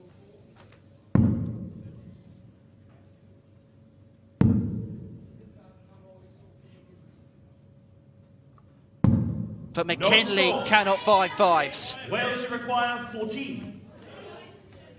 It's double 7. heaven in Devon for O'Sullivan, not on this occasion. 10. Scotland require 10. McKinley surely would not have expected to be back here. And she's gone straight at it, but it's gone under. No score. And she's done the same again, trying to make sure. The nerves, the tension of representing your country. Leanne O'Sullivan is as experienced in doing that as any player on the planet. And she picks up Wales' 6th leg of the contest. 9th leg representing Scotland, And Lorraine Hyde, and for Lorraine Wales, Hyde, Rachel Kingdon. the captain,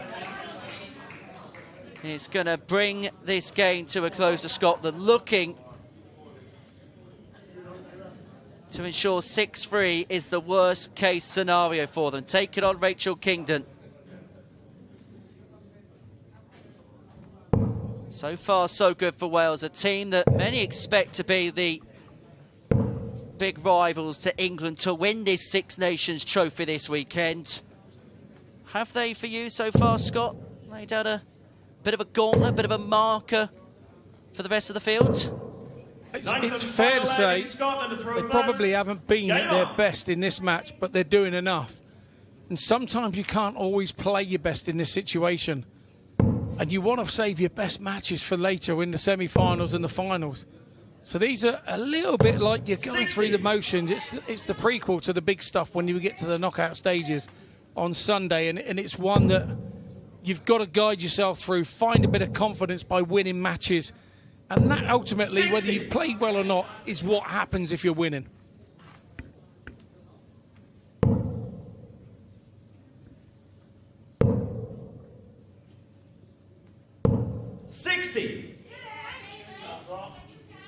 As I say, Scotland will be back in a couple of games' time to take on the Netherlands.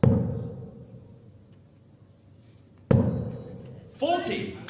As for Wales, they've got a bit of a gap between matches.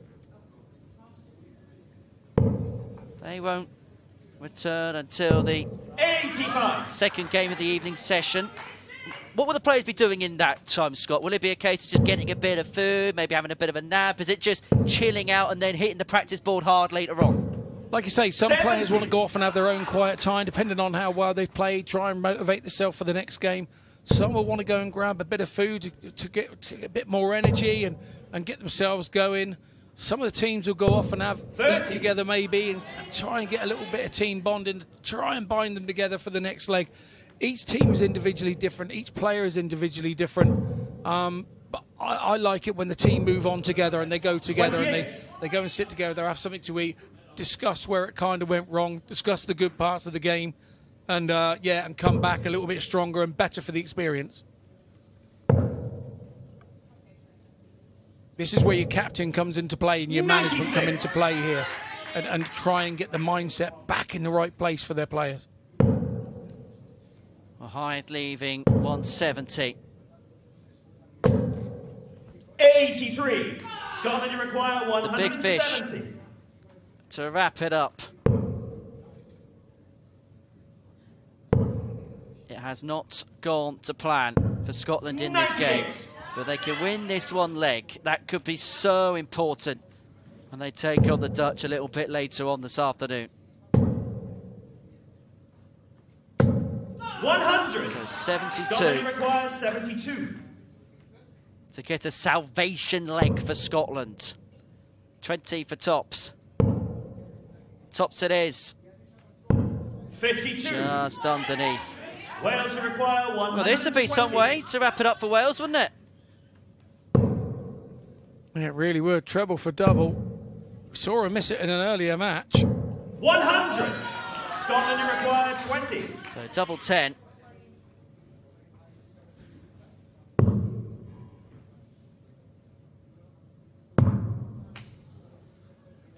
Well, that is a disaster. Now, she could bust this. 5 left. Single one would leave double 2, but she may just decide, you know what? No score.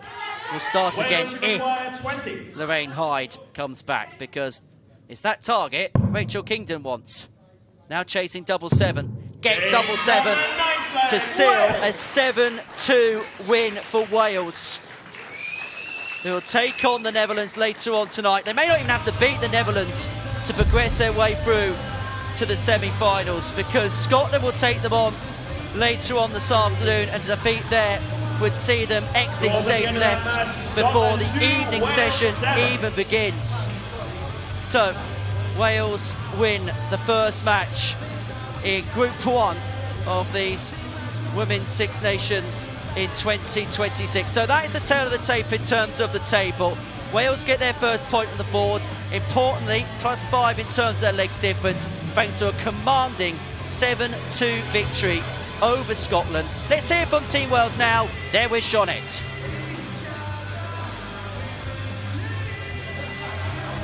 Yeah, fi mewn cwmni da iawn fan hyn. I'm in very, very good company. Eve, I'll come to you first. You know, a bit of a theme has been the heartache that you experienced in last year's Six Nations, losing to Scotland. So how good does that one feel today? The girls, these pair, absolutely fantastic. I'm super glad that I had one that counted. Obviously, I wasn't in the last Six Nations, but these absolute class, pair of them. It's an absolute pleasure to play beside them. I am super, super proud. Rachel, what do you think was key to that performance against Scotland? I just think teamwork, really. All three of us working together, doing what we know we can do, and really, that's it, really. Yeah, Rhiannon, just yn clywed y ddwy yma'n siarad, mae fe'n glir iawn bod ysbryd y tîm yma yn holl bwysig. I'm just saying, from what you've just said, girls, the team spirit that you have is crucial. Ni'n gwybod pa job mae'n rhaid ni wneud a ni'n wneud e, so, ond mae'n rhaid wneud y tro nesaf nawr yn erbyn y sildiroedd, a ni'n gwybod newn ni fe. Yeah, Eve, how are you feeling now going into the next round? Oh, I'm super excited, and I'm probably going to go and have a jacket potato and get ready for, I don't know, 9 o'clock tonight or something. Yeah, really looking forward to it. What's the jacket potato filling of choice then? Cheese and beans. Can't go wrong. Well, girls, congratulations, Sean, gyfyrchiadau enfawr, and we will see you tomorrow. Diolch yn fawr. Diolch, thank you. Thank you. Wel, mae yna ddigon o ddartiau dal i'w taflu a'ch diddannu chi drwy gydol heddi a heno. Byddwn ni'n ffrydio'r holl chwarae'r prynhawn yma tan tua hanner awr wedi 7, ac wedyn ni am 8 o'r gloch heno bydd holl chwarae'r noson i'w weld ar S4C. Ac, wel, am wledd o ddartiau sydd gyda ni. Fe fydd dynion Cymru yn herio Gwriniaeth Iwerddon a menywod Cymru yn gwynebu'r iseldiroedd. Felly digon i ni'r Cymru gefnogi heno.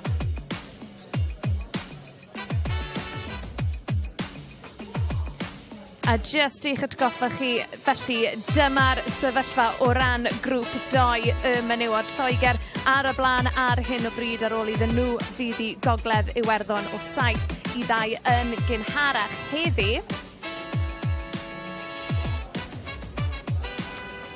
A nawr y Gwyddelod sydd yn hawlio'r sylw i ni fan hyn ar S4C, achos mae menywod Gogledd Iwerddon am herio menywod Gweriniaeth Iwerddon. And of course, just to remind you, we do have English language commentary across the weekend, ac yn y Gymraeg, mae'n amser i ni ymuno a Dylan Williams a Rhys ap William, ond cyn hynny, ewn ni at Meistr y Ddefod.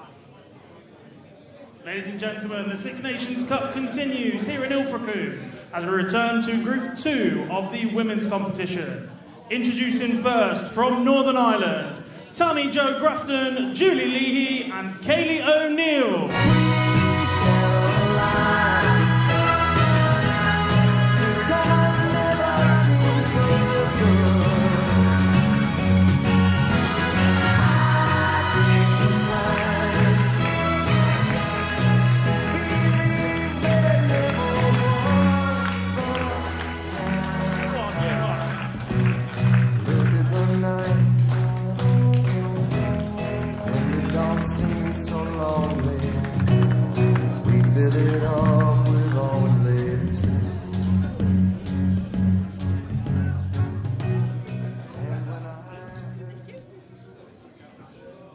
And their opponents from the Republic of Ireland. Could you please welcome Rebecca Allen, Sarah Joyce and Teresa King. Free from desire, mind and senses purified. Free from desire, mind and senses purified. Free from desire, mind and senses purified.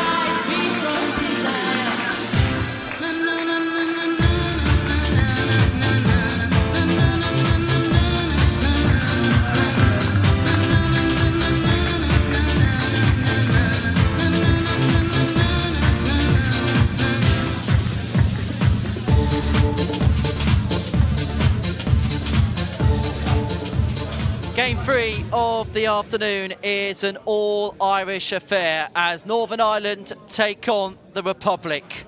For Northern Ireland, they have to win to stay in the competition. They lost the opening game against England by 7 legs to 2. And so now, chasing their tail, in need not just of a win, but potentially a win by a big margin because of the round-robin element of this first stage. They take on the Republic of Ireland to play in their first game of the tournament. Tammy Jo Grafton started the show in the opening game, lost out to Tita Hemmer, did pick up a leg win against Paige Pauling in her opening game, up against Rebecca Allen, the 17-year-old who made it through to the final of the Girls' World Championship at the Lakeside in December. She lost out in that final to Turkey's Zehra Hemi. And 60. We spoke about Paige Pauling being one of those young talents that people are talking up. Rebecca Allen is very much another one, Scott Mitchell. Yeah, absolutely. She's also won the World 58 Masters Youth as well, Rebecca Allen, so she knows how to win big things, and also she has a lot of pink on her darts, something I seem to appreciate.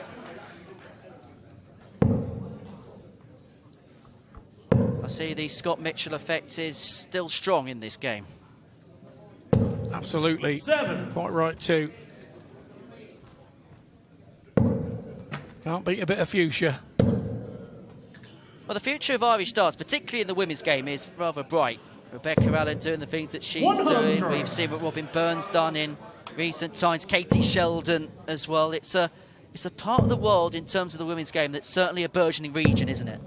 41. It is indeed, and it's kind of down to the system that they've implemented there over the last couple of years with 41. With ranking events up and down the country being played over weekends, and have really set their stall out. They've really said to the players, come on, we're going to put something on for you, and you're going to have to come and support us. And off the back of that, you're going to be making international appearances.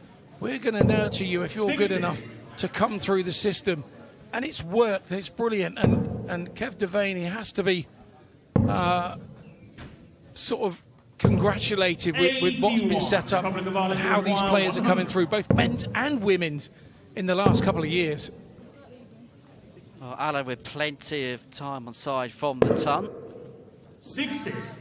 And the 25 leaves herself on tops to get the Republic of Ireland up and running. 45. Republic of Ireland, you require 40. Tops it is. And that is a good guide, but unable to utilise. Northern Ireland, you require 140. Couldn't quite get the adjustment right, but she's against the throw, so she is going to return, because all Tammy Jo Grafton can do here is put the pressure on, and she hasn't done that. Moves across, but unable to find a way through. Dart 2 would have made life rather awkward for Rebecca. This 120 to pinch this opening leg. That's just about above the treble 20, which would have bust the score, but it's tops for the Shanghai, just low. Oh, that was skating on thin ice, wasn't it? 2 5s. Well, Rebecca Allen has had a number of opportunities to win this leg. They've gone a-begging, and so now it's free in hand for Grafton, who pinches that first leg for Northern Ireland. Rebecca Allen had numerous opportunities to get the Republic of Ireland off to the perfect start, but it's Tammy Jo Grafton who puts Northern Ireland 1-0 to the goods. And how important a quick start could be for them when you consider they lost the opener. When you consider they are scrapping for their lives in this Six Nations tournament. Second up, Julie Leahy and Sarah Joyce. Now, in the first rotation of games, the players will get 6 practice darts before they play their leg after leg 3. It'll be 3 practice darts all the way through to its conclusion.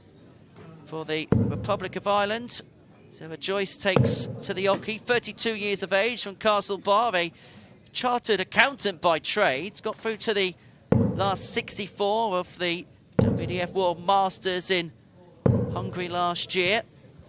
Also made it through to the final in the Irish Classic weekend in April, losing out in the final to Rebecca Allen.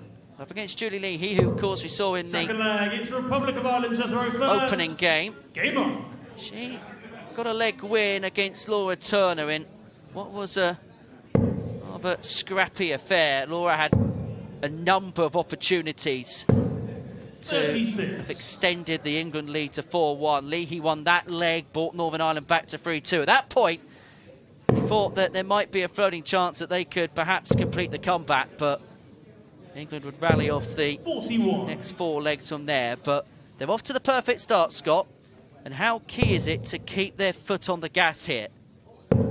It's really important to keep your foot on the gas. 81.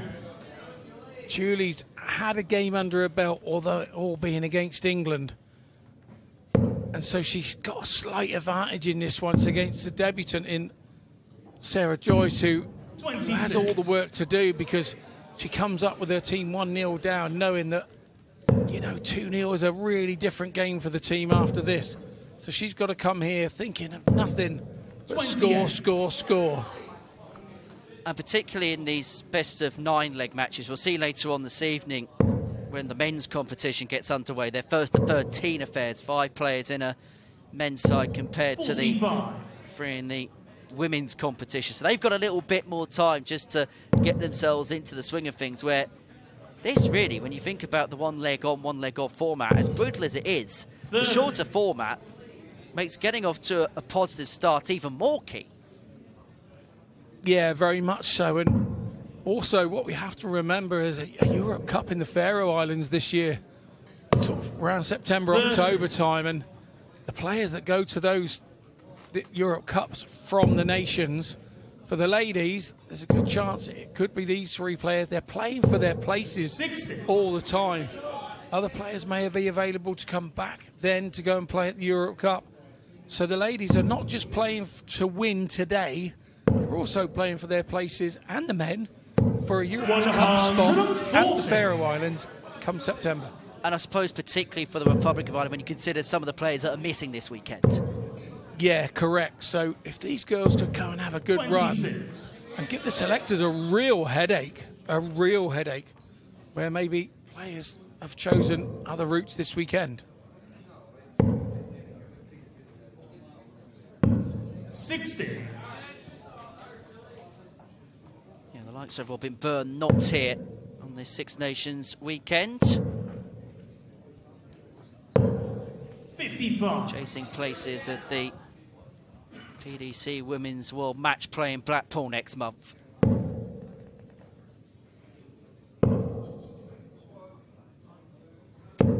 $41. Northern Ireland giving themselves a 118 to open up a 2-0 lead. Just the 1 big treble needed for a look at the double. 30. Northern Ireland, you require 118. And Julie will probably feel she's got 6 from here. Has to try and find a way upwards. She does. Double 19. For a 2-0 lead. 80. Republic of Ireland, you It's require going to take 155. a special effort here from Joyce to level up. And the 155 is off the cards. 40. Northern Ireland, Double you require 19 left. 58. Now, some players may look at splitting 6 double 16, but it's straight at the target. Inside, so the Republic of Ireland will return to level up. Republic of Ireland, you require 115. I have to say I'm a fan of that route for double 19. Have a go at it. Have a chance of winning the leg before splitting and putting the pressure on your other 2 darts. Double 19 here again. 77. The lesser spotted Northern double Ireland, you 19 require coming up 16. almost in the same leg. More conventional double 8. This is awkward. Flight's in the way. Has to try and find a way over the top. Was unable to do so. Republic of Ireland, you require 38. Well, same equation again. Straight 4 or split? Straight 4, the double 19. And just like 22. Leahy a couple of Northern minutes Ireland, ago, outside 16. and inside, and so both players on double 8.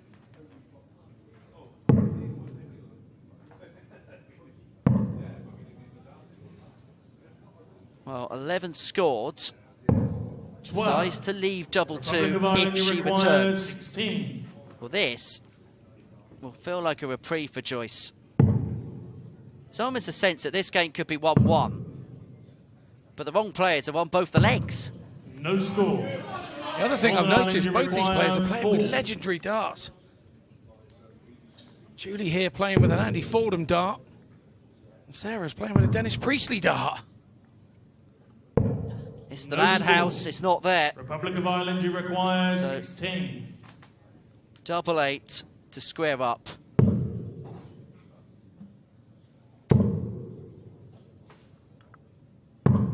Double 8 eventually found. Republic of Ireland. And the Republic of Ireland eventually back on level terms.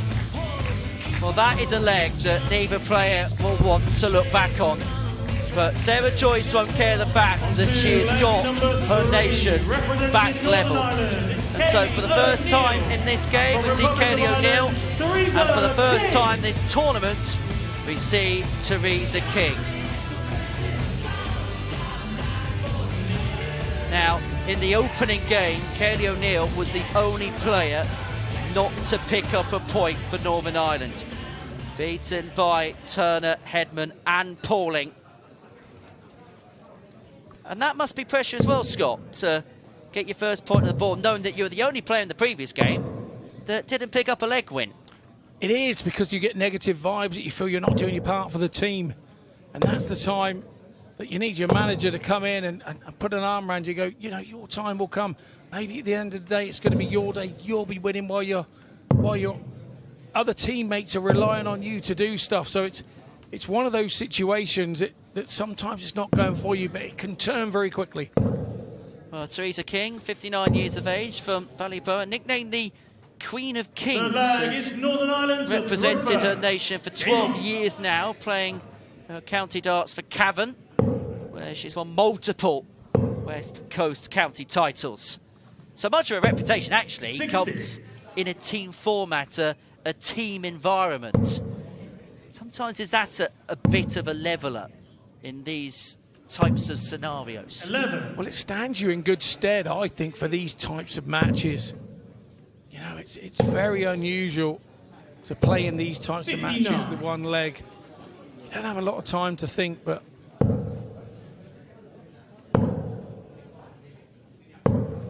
20. Well, as for the action of Teresa, it's pretty much a flick of the wrist, isn't it? Nothing more than that. Yeah, and it kind of, unless you get all the timing right on that type of throw, the nerves can set in.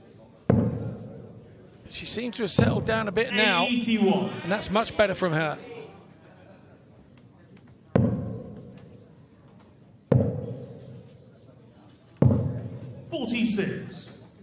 As for Kelly O'Neill, you look at the mechanisms of it, it's a little bit Luke Humphreys-esque. Where she 60. just brings it up to that 90-degree angle, pulls it back, and then fires through.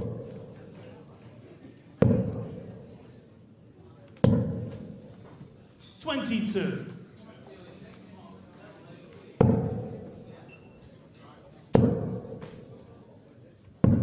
$45.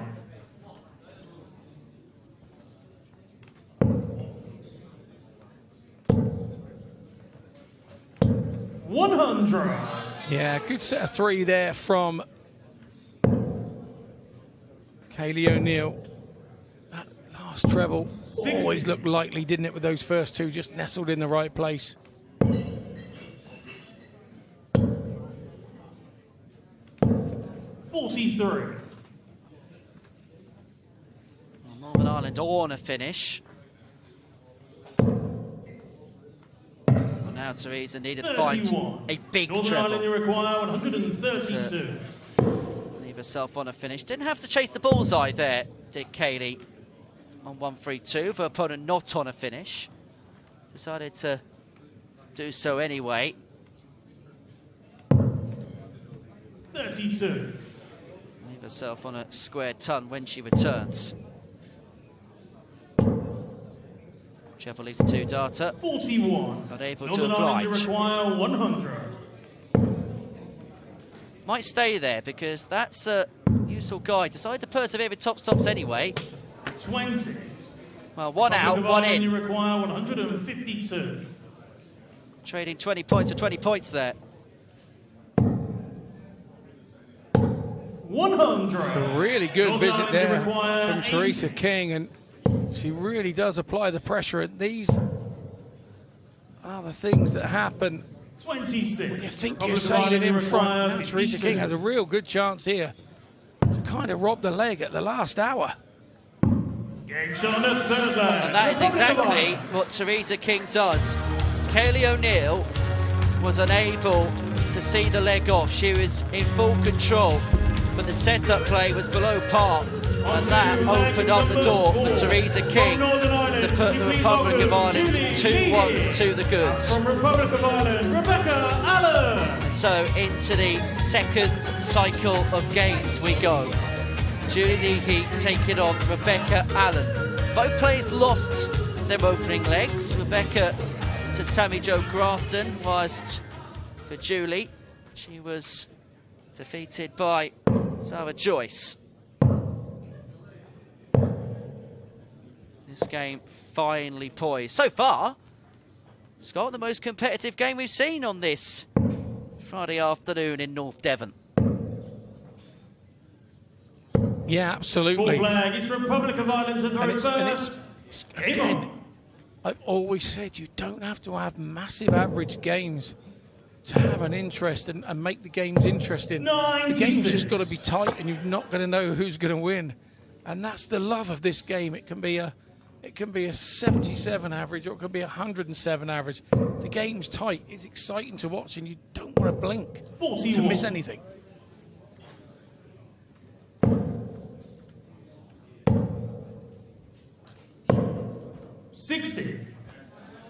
How would you usually decipher the order in these games, Scott, as a team captain? Ray Mulvey there. Well, the team captain would be down to the manager. The manager will decide where he or she wants their players 60. towards the end of the game. So you try to gear it so your experienced players, should the game go long, you know, 45. they're there. The downside to doing that and putting your experienced players in positions where they play later, sometimes the game can be gone with your less experienced players at the start of the game, and then it's too much to haul back. 60. So you have to be clever where you put your experienced players. For me, that's what it's all about. Stick your experienced players where 60. it matters. Boxing smart is the key. Yeah, definitely. And of course, you have to look at which side of the draw you come on. So if your names go on the right-hand side, you play in a different position than you play on the left-hand side.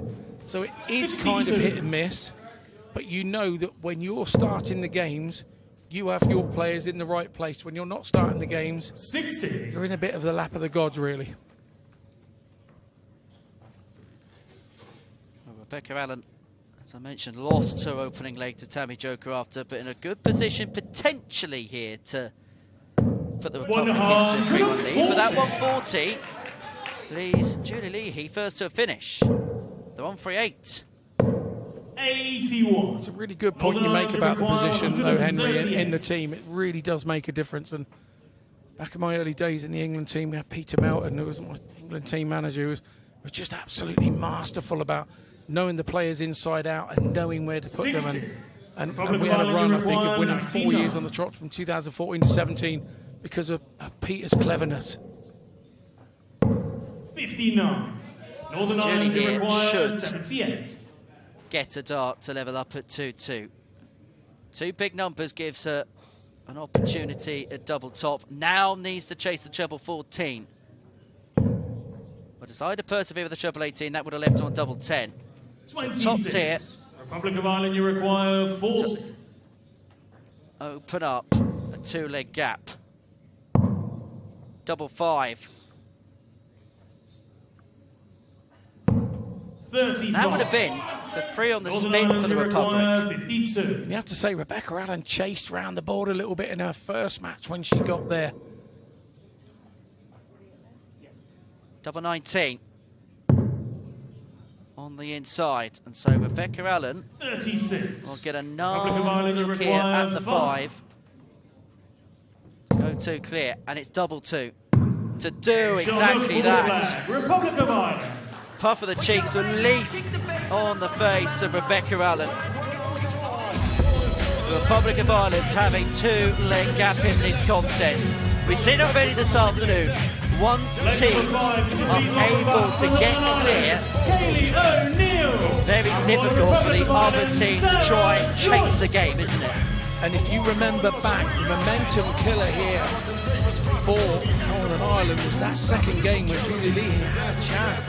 And it went on against Sarah Joyce. Sarah Joyce managed to get over the line. It didn't matter how many darts, it put 1 on the board. It got the Republic of Ireland 2-0 up. And the momentum has continued from there with Teresa King winning and Rebecca Allen winning. So now they find themselves 3-1 up. The fear is now to not try and defend that lead. You've got to go on, put the pedal to the metal and force your way home to the winning line. Well, if the Republic of Ireland win this game, then Northern Ireland would be eliminated, and effectively 100. their match against England would be a shootout to see who tops the group. 60. Of course, that's ultra important because the team at the top of Group 1 will play the second place team in Group 2 and vice versa in the semi-finals when we get to Sunday. Yeah, for me, I wasn't worried where we went through as a team. I was just wanting to make sure that we were in those semi-finals, and I always believed in the team, and I always believed that particularly with the men's side, we had more experience than most of the other teams around us going to more sort of ranking comps and everything else. These days, it's a very different scenario. There are systems in place in all the countries we're looking at, national rankings, playing monthly, and so it's a very different thing now. But 10 years ago, those things weren't always in place with the other nations. They've developed and gone on.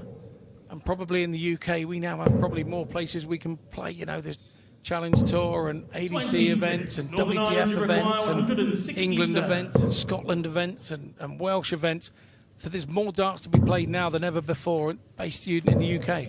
43. Opportunity has been a word that whenever we speak to players is something usually on the tip of their tongues, because there are more chances, more opportunities, more avenues for players now than ever before, particularly in the women's game. Didn't have to chase the 18 ball there because 52. It was all the way back on 204. And from this situation, it may just be the 1 dart at tops to reduce the deficit back down to 1. 30. Northern Ireland requires 72. Double top. 33. Wide of the mark. Had to aim at that side of the double because it was blocked on the left-hand side with the high dart in the single 20. 82. Northern Ireland requires 39. Double 16. 2 8s. 31. Republic of Ireland requires 92. Leg like this not too long ago, where Teresa King pinched the pocket of 52. Kaylee O'Neill after Kaylee could have finished the leg off. She will not want history to repeat itself.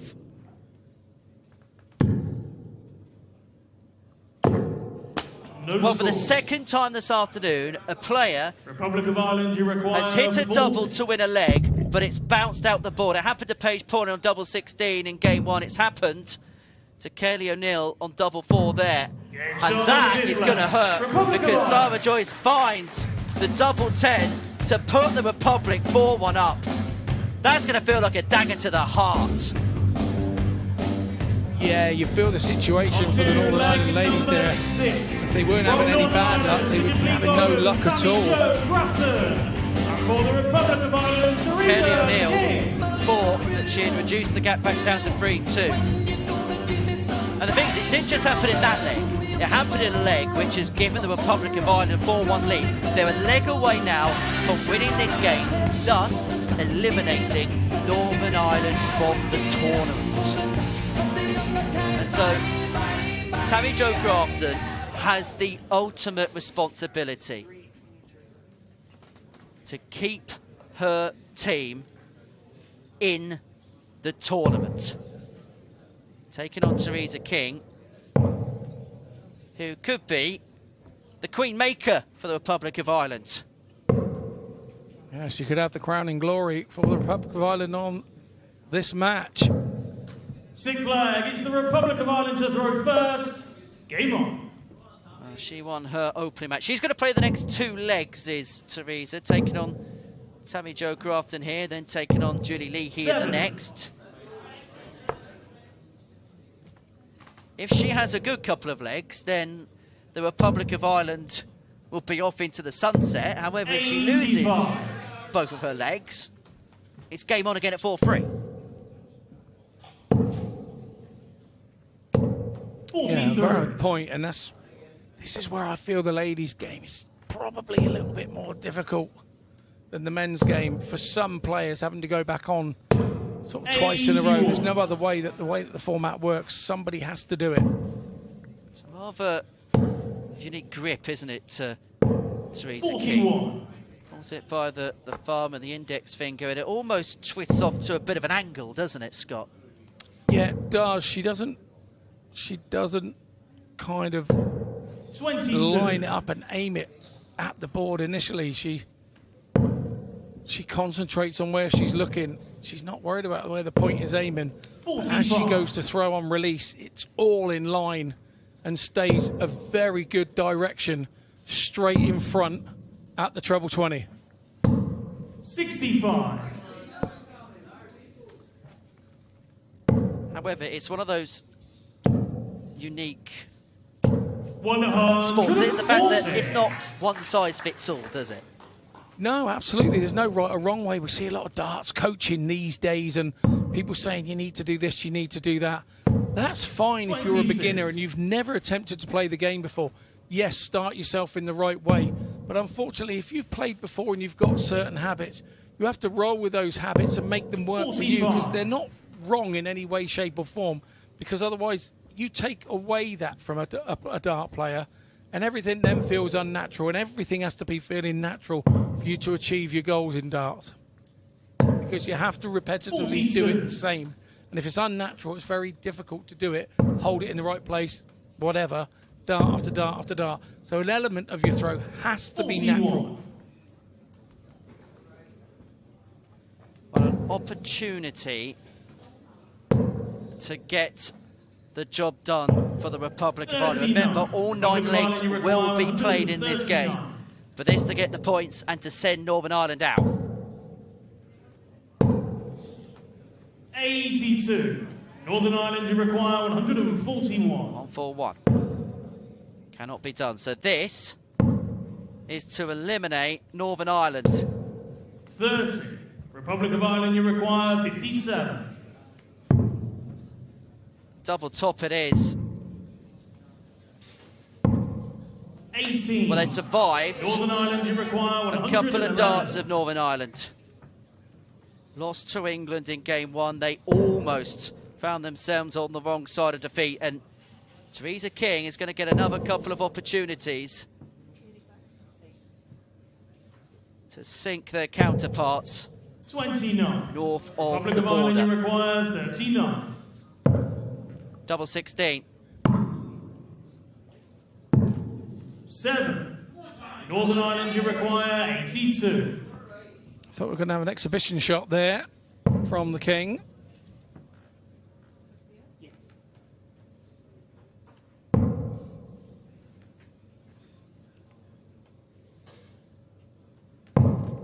That's the case, Henry, of big numbers. You've got to be able to hit your big numbers to get your dart. Ultimately, it's something to win the leg. Well, that's a flyer, that is. 16. A real flyer, and that one caught the flight of the dart that was already in the board. Require 50.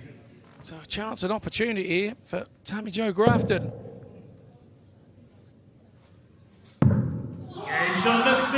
Ireland are still in this game, still in this competition, but just. Theresa King had an opportunity to send the Republic of Ireland into the semi-finals, to send England into the semi-finals. Northern Ireland is still in this competition, but just. They've got to be word perfect from this point onwards. It's not quite sealed with a kiss just yet. But Theresa King, because of the way this format goes, and one player has to play 2 legs in a row, has a second opportunity to win this tie for the Republic of Ireland. If she wins it, no damage done. Loses it, all of a sudden, a 4-1 lead has been whittled back to 4-3. And all of a sudden, we have a contest on our hands. Yeah, exactly right. We've talked about the advantages in the previous game of where you win this one and then go straight back on. The momentum's with you, the feel-good factor about having just won your last leg. And now we've got the negative side of it. When you've lost and you've had a chance at a double, you've got no time to get rid of that. That negativity stays with you.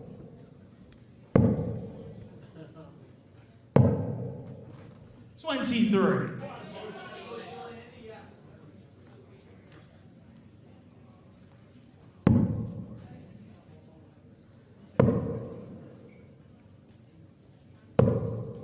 The situation is simple. And for these players, the Northern Ireland players that is, it's their final game on the Ocking. Julie Lee here, her final opportunity to affect the outcome, to affect the situation. And you're very aware of it as a player. You're very aware of it. You do not want to leave without that win in your last game and try to set the team up, particularly the way that this has gone. With it being 4-2 to the Republic of Ireland. Julie is desperately looking for a point here, and it's something she hasn't done in her previous 2 games. She does not want to lead this game, having not contributed.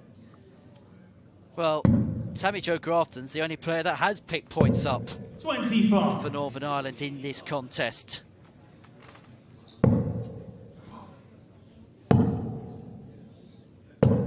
'81.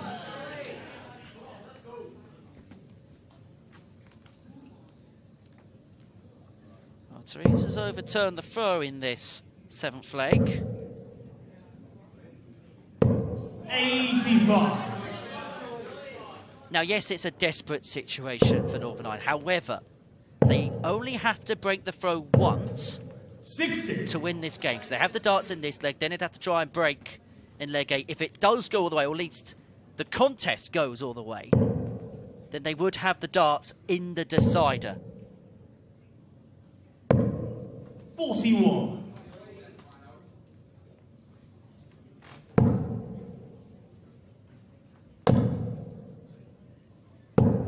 45. Yeah, we're in a really important 6 darts within this game right now.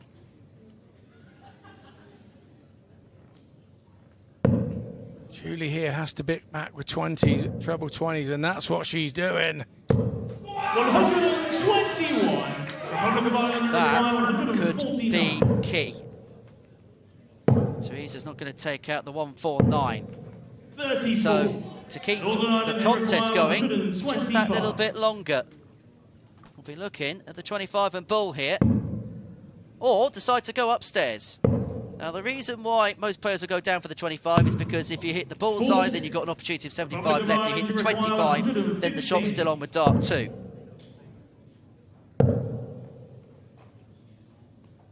Dubious finishing here, I think, is quite honest of me to say. Well, to reduce the gap back down to 4-3. Well, it's decided to treble 10 for double top. Then we find the treble with dart 2. And now a treble has to be found with dart 2 here for Theresa King, unable to get. That's why on 72, the 16s is a favoured route. If you go either side, you can still get yourself a single to get your dart a double. To bring it back to 4-3. we still have a contest on our hands. Teresa King has lost back-to-back legs, and as a byproduct, Northern Ireland's very faint hopes in this game are still alive. And maybe all of a sudden, there's a bit of belief in the Northern Ireland camp. However, Rebecca Allen. Kaylee O'Neill has to win her first match of the tournament. She hasn't won a leg so far.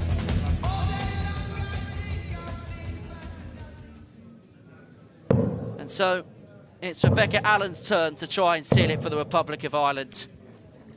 Should also be worth noting that because Northern Ireland got to 3 legs in this game, 8th flag, it's the Republic of Ireland to throw first.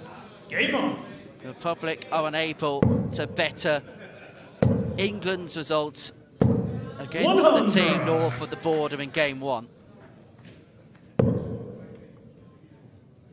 Remember, this is the leg when Northern Ireland need the break. Yeah, no guess is that Rebecca Allen is probably the favourite for this game. But the one-leg game is such a leveller. It's such a leveller. Because we're talking the old dart being the difference between winning and losing. 80. Really positive start from Rebecca Allen.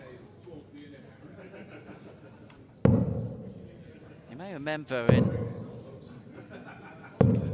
41. an earlier game that the double 4 that came and went. It's been a game which 140 has been decided by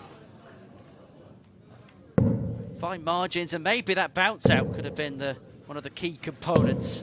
Yeah, and she's gone really well this leg. She's left herself 111 after 12. Treble 17 for tops now. Treble 19 for double 16. But she's hit the big numbers towards the end there.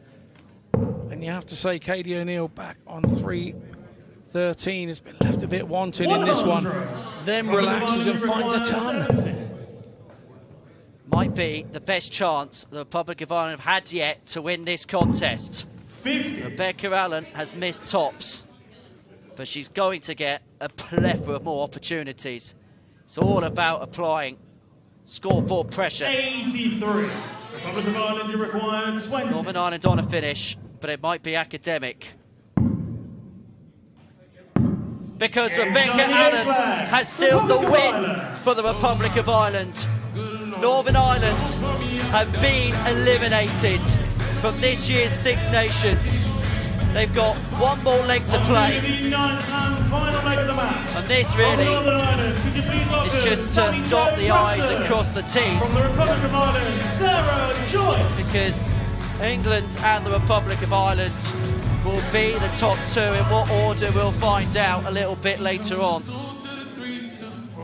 If you're Tammy Jo Grafton, is it just about at least leaving with something to smile about? They know they're going home, Northern Ireland, but they'll at least want to go home with something to smile about and not go out with a whimper. Yeah, indeed, you're not wrong, and it's nice to also to lead Northern Ireland to the player of the tournament and most wins in the tournament and stuff. Even if your team is unable to go into the semi-finals and win, it's nice when you go home and go, well, actually, I kind of did my part of the team. It's second best to not being in the semi-finals. Well, both players have won their opening 2 legs, so whoever wins this leg will be 3 from 3 in this particular contest. Somebody's going to have that O, aren't they, on their record for this match. 60. Well, of the 5 legs that Northern Ireland have won in this tournament, Tammy Jo Grafton is responsible for 3 of them. She's been their MVP of that, there's absolutely no doubt. And does form like that in this discipline, even though it's a team event, can that bolster in terms of her season on the singles circuit between now and the end of the year? Yeah, absolutely. The confidence sticks. You remember those good days when you played top players who were around your ability and you overcame the fear, you overcame the nerves.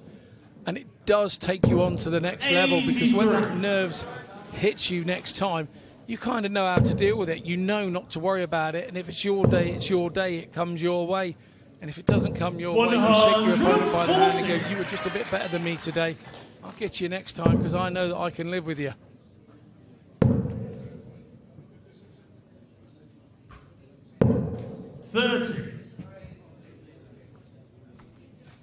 Sarah Joyce has got time and space on this 2:30 to get leg 6 on the board for the Republic of Ireland.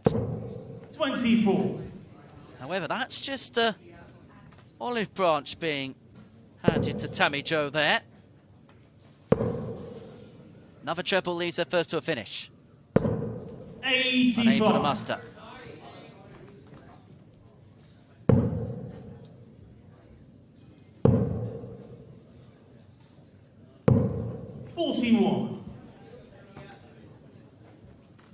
Well, that miss straight has left Sarah on a bogey finish. Cannot take out 165 with 3.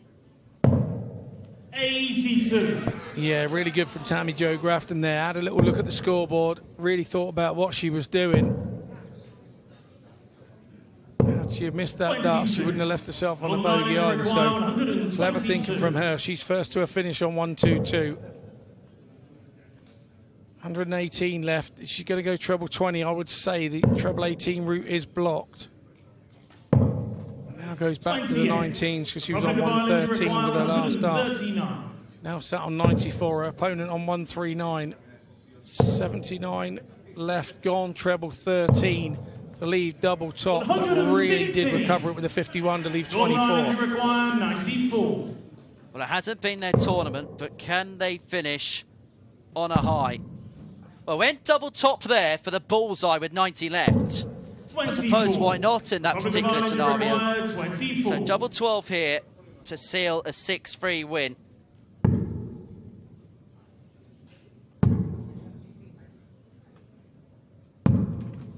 Well, this to bring it back to 5-4 to end the game at 5-4.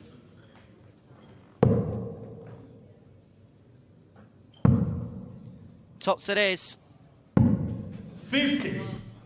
Republic of That Ireland might be the last dart 6. Northern Ireland throw in this tournament. It's double 3.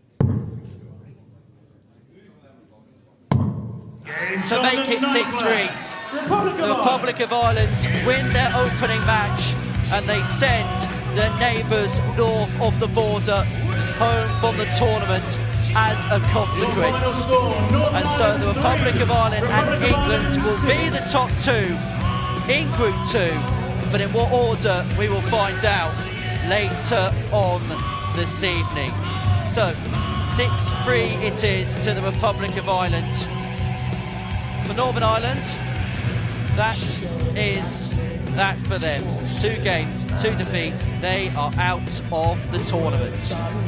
They'll take on England later on to see who tops that group.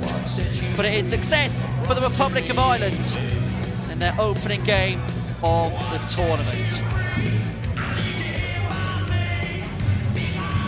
Well, let's get some reaction from the winning Republic of Ireland team. Downstairs, we're on it.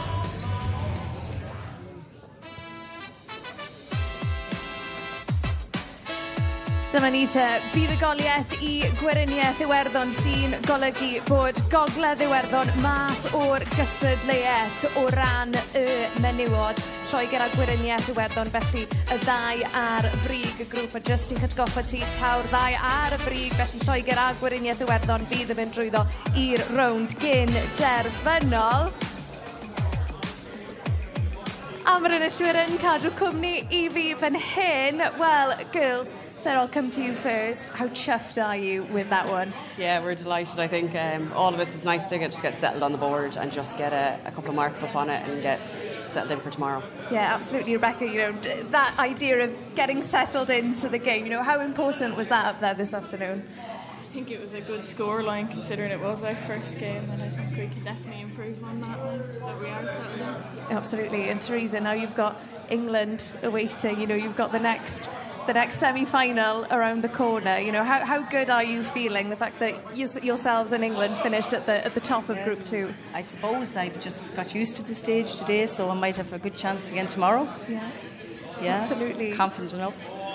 Confidence, Sarah, how important is that confidence going to be now going ahead? Yeah, I think it's key. Like, we know we only have one game tomorrow and it's going to be a long day. We're not playing until in the evening, so I suppose we have the day to kind of get settled in, and then we can just hammer in and see how we go. There's definitely room for improvement anyway.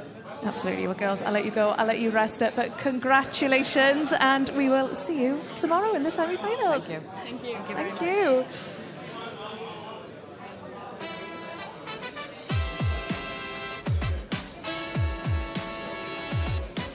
Dyma ni te. Wel, mae yna fwy o ddartiau i ddod nes ymlaen heno. Cymru yn erbyn Gwriniaeth. Gwriniaeth Iwerddon, mae'n drwg gen i Bencampwriaeth tîmoedd y dynion. Wedyn ni y menywod fe fydd Cymru yn wynebu'r isel diroedd. A wedyn ni Mitchell Lawry yn erbyn Scott Robertson fydd hi yn senglau y dynion. A wedyn ni Dai Davies, y ddau Cymro, Dai Davies yn erbyn Llew Bevan. Wel, ni'n parhau gyda'r menywod tro 'ma ac mae'r isel diroedd am wynebu yr Alban. Felly nôl a ni nawr at meistr y ddefod. We now return to Group 1 action in our women's competition. Introducing first from the Netherlands, Priscilla Steenbergen, Adriana van Vegenen Vermaat and Kelly Streif.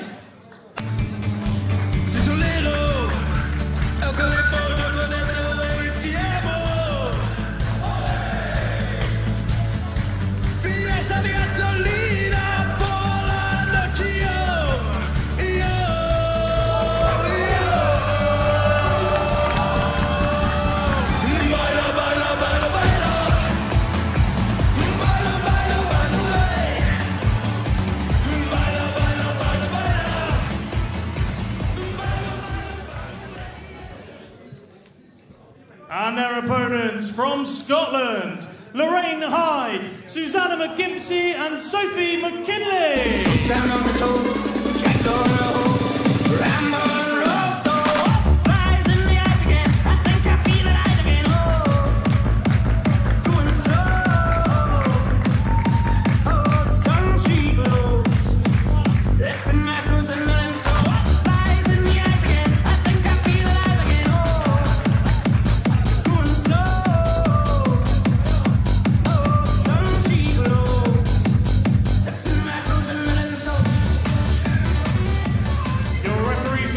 Mr. Jake Powell.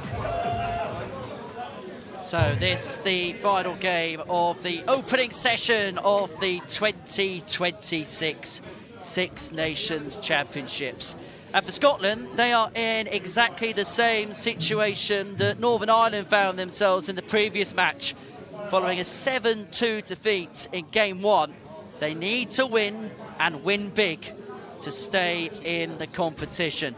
But they take on the Dutch side to send out to bat first Priscilla Steenbergen, the recent Dutch Open champion, who beat the Norwegian Rashna David 5-2 to capture the biggest title of her career. That came at the start of the year, made the semi-finals of Lakeside in December. That was live with us here on S4C, where she lost out to Dieter Hedman in the final four. As for Lorraine Hyde, it was a bit of an up and down display in her opening contest. First leg against the Netherlands, the focus. Game on. She hoped a decent start, left herself in a single to double before Leanne O'Sullivan took out the 102.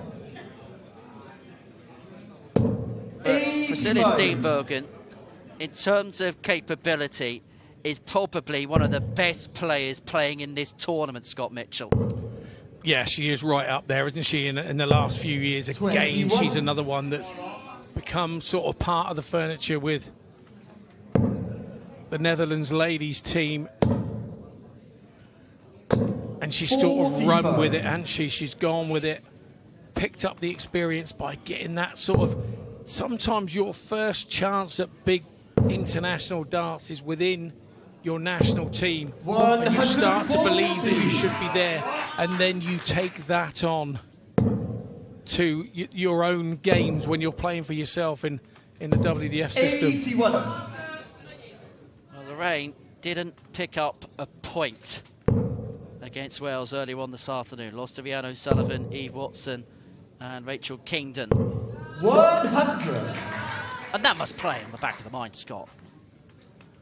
Yeah, of course it does. And there's just something about kind of being the captain and not quite performing how you want to perform, because you're expected to go on there and do your job and then go and get behind your team and help them do their job. And it's difficult when you're not sort of got your own house in order. I've been in the situation. It's very, very tough indeed.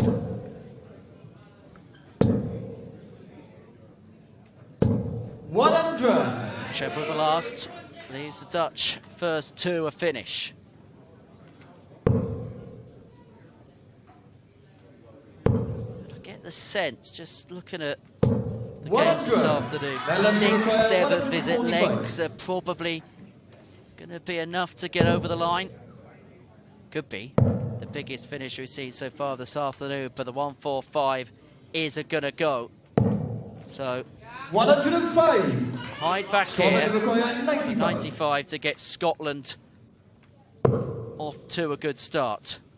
And once again, the Netherlands being a country that are really good on the counting, both men and ladies, and Steenbergen then getting a nice 105 to leave tops and pressure the 95 of Hyde. 47. Netherlands who require 40. Tops for Priscilla.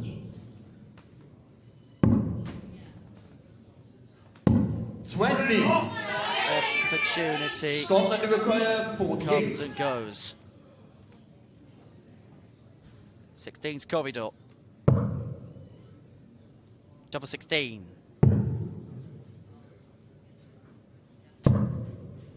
24. Glided off the barrel of dart 1 and diverted into the single 8. 20. When you've just not been finishing, when you get to that double, the emphasis is so much. You can see the disappointment on the Rain's face. It's Steve Erger that takes the opening set and gets the Netherlands off to a good start. Second leg, we please welcome representing the Netherlands, Gets the Netherlands off to the perfect start.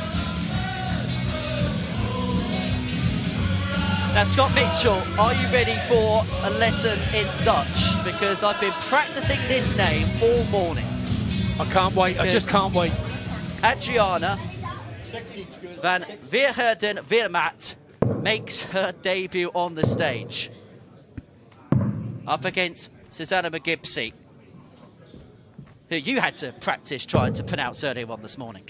Yeah, Susanna. That was the bit I couldn't do, but yes. You've done exceptional there, but I hope you don't mind if I just call her Adriana, if it's okay with you. That is fine with me. But Adriana is looking to get the Dutch into a 2-0 lead. For Scotland, they find themselves in exactly the same situation as they did in their opener. Susanna McGibsey throwing in leg 2 with her side trailing. 100. She did pick up a point in her final game against Eve Watson. As for 28.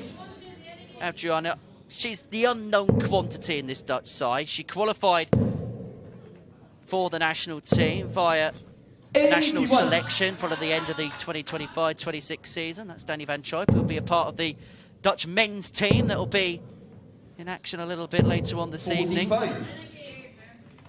But Adriana has got experience on the WDF circuit. She has got a couple of tangible results. 100. Back-to-back semi-finals in the Isle of Man in both the Masters and Classic events last year. 81. He's played at the Dutch Open a few times, has dabbled with the PDC Women's Series in the past, so 100. she has experience, but this is a big step up in terms of level here. And this leg 76. Scotland could be over in the blink of an eye, because McGimpsey is left 120 after 12. Tops for the 120. 80. Would have been the second time we've seen it this afternoon.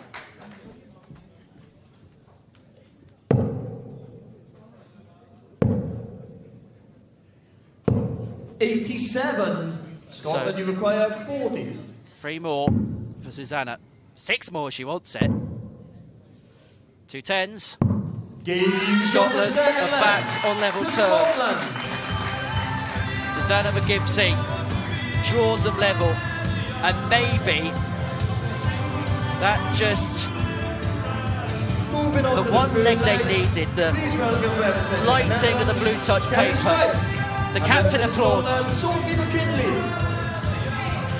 And from the skipper to the trophy, because it's Sophie McKinley who is hoping to get Scottish noses in front for the first time. Taking on Kelly Streif in her first game of these Six Nations. 33 years of age from Teal, a senior support worker by day, reached the quarterfinals of the WDF Slovak Open 2 years ago. And again, another player who has played a little bit of PDC Women's Series action. Again, not to much success. As for Sophie McKinley, won her opening match, or opening leg, shall I say, against Eve Watson. Found herself on a double against Rachel Kingdon, and then was involved in that scrappy leg against Rhiannon O'Sullivan at the end. Could have conceivably have won all 3 of her legs for Scotland in her opening game, but missed doubles came back to haunt her. Not just her, probably the team as well. In the long term, she'll be looking to put that right. You always feel as a player, if that game hasn't gone for you, you had the brain power to come away and go, look, new game, new luck, new start. And you start the game with a refound sort of, I'm pleased that one's gone and out of the way.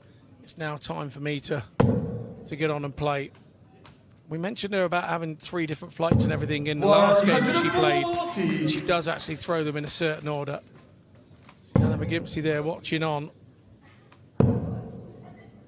She did her bit for her team in the last game, getting them back in it. Well, Kelly Streif throwing with a barrel that's perhaps most famously associated with the Queen of the Palace, Fallon Sherrock. 60.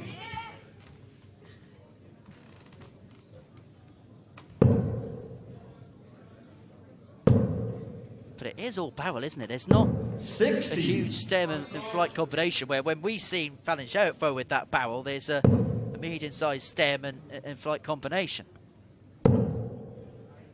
Yeah, very much so. A good spot, that, Henry, a good spot. But it also means every dart has to be thrown properly, because they're just going to fly through the air just because of how short the stem is. And it's why they land in the board so flat, but it's successful.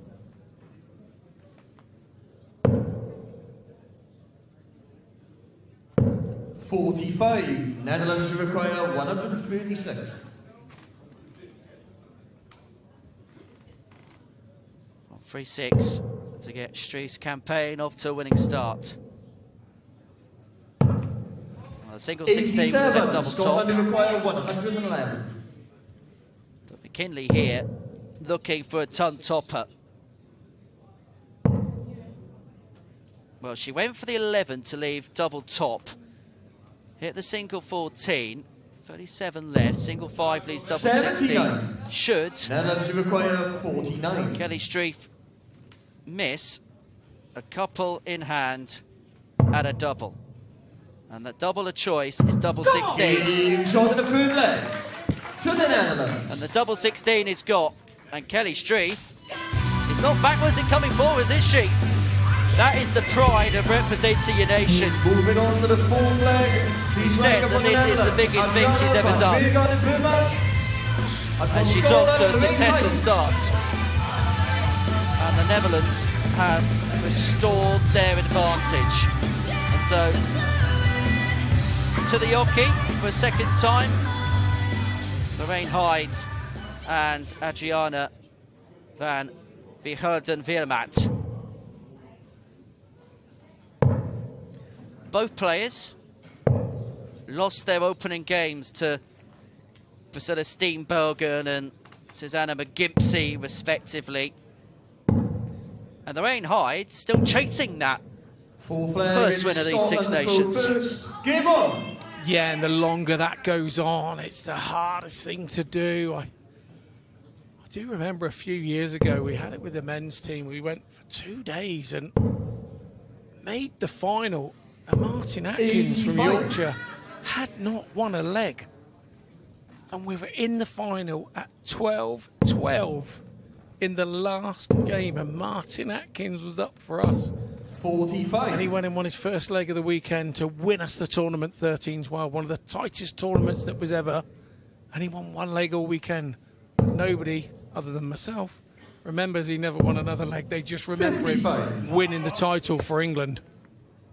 Which usually in these situations, I'll say it's the role of the captain to try and spur her on. But it's a bit more difficult when she is the captain. 100. Indeed, with the situation with Martin Atkins, I convinced him as captain that I would have put him in that position. I said if I could have chosen any one of us to play this last game, it would have been you. 55. The fact that you've been drawn at it, that's even better for us. And he said, you're right, Skip. And I think he went up and did a 12-darter. 100. Should look downstairs here on 306. Now, she hits a 140, she'll leave herself a 166, a bogey number. And 140. It's spoken about so much, particularly at the top end of the sport. Darts mass.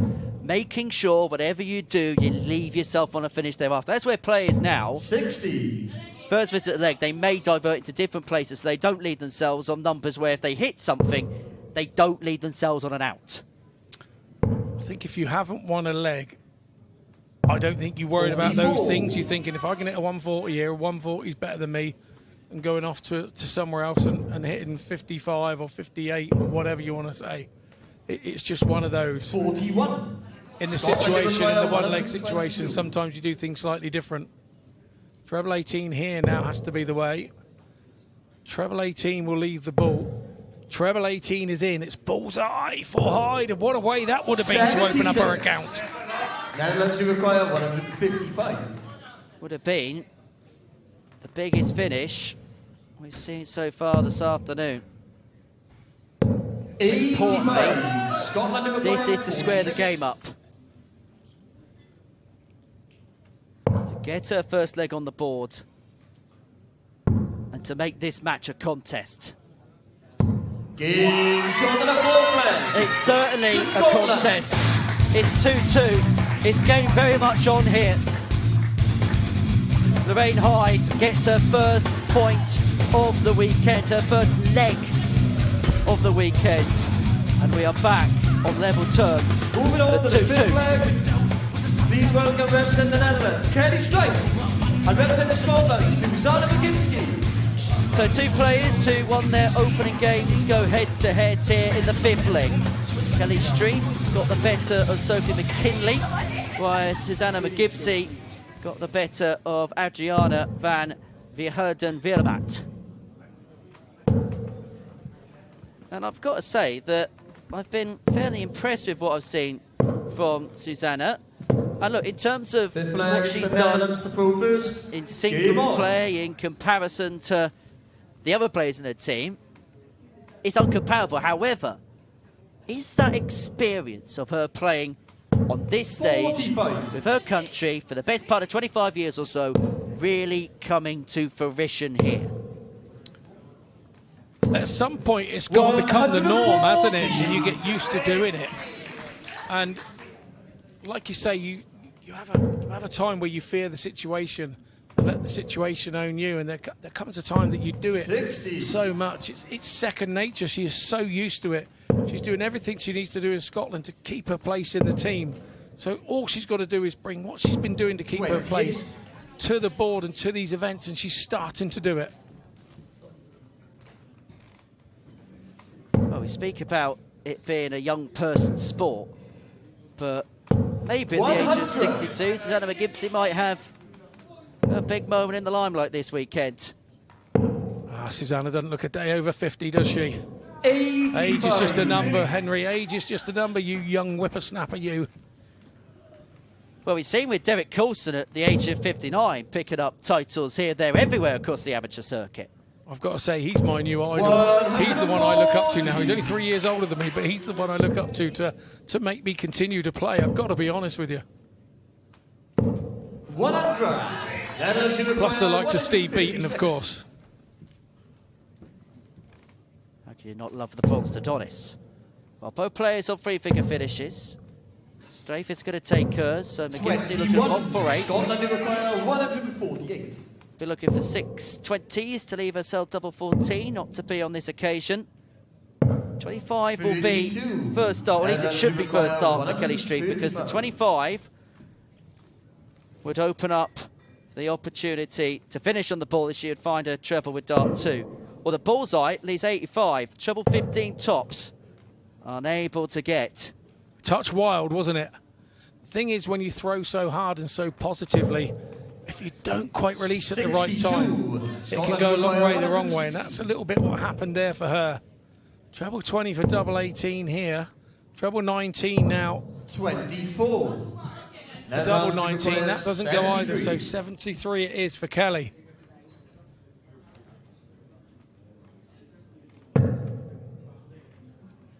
$14 for tops.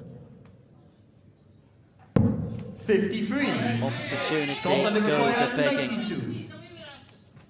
This is to give Scotland the lead for the first time in this contest. 52. Every leg of this game has gone with throw so far. Is the trend going to continue here? 2 10s for Strafe.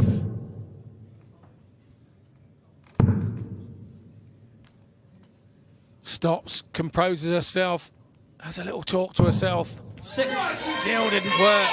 Scotland require 40. Break opportunity. And that is the first break of this game, and Scotland lead for the first time. Susanna McGimpsey gives her nation a fleeting hope in this game, a match they had to win to stand any hope of progressing through to the semi-finals. And skippers released, and for the first time it feels like they are beginning to find their groove in this tournament. Sophie McKinley is playing the back-to-back legs. Playing in leg 6 and leg 7, taking on Priscilla Steenbergen first. She got things started for the Netherlands, getting the better of Lorraine Hyde in leg 1. 2 players who we've Scotland from first. Game on. Seen had success at the leg side in recent times. But there's something different about 100 representing your nation's colours. McKinley kicks off with a ton. 30. And sometimes, can the first visit be ultra important when you're just playing the one leg? Oh, absolutely. Absolutely. It can be an absolute must if you can hit a treble 20 or with your first start 45. And then add another to it of your next 2 darts. It really puts you in the box seat, because a ton leaves you 40 behind 34 as your opponent, and then you're 40 in front plus whatever you score with your second throw. Vitally important to dictate the mindset of the game more than anything. 140. Well, Susanna's done her job. 2 legs, 2 points effectively. She'll now get behind the team. And you will hear that distinct voice of hers in the crowd over our microphones. 140. That was her. back-to-back 140s on a 2-darter after 12. Scotland are beginning to motor. The Netherlands could find themselves in big trouble very soon if they're not careful. Tops. 56. But she's got plenty of time to rattle off Scotland's third leg on the spin and to open up a 2-leg lead in this game. 17. Scotland who And it will put them to within a leg of their first win.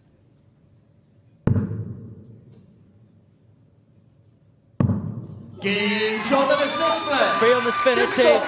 And 1 away Scotland dart. The men's captain Scott Campbell applauds his female colleagues because they have shown some real granite grit here. Could have been so easy for them to have folded following that heavy defeat turning on against Team Wales.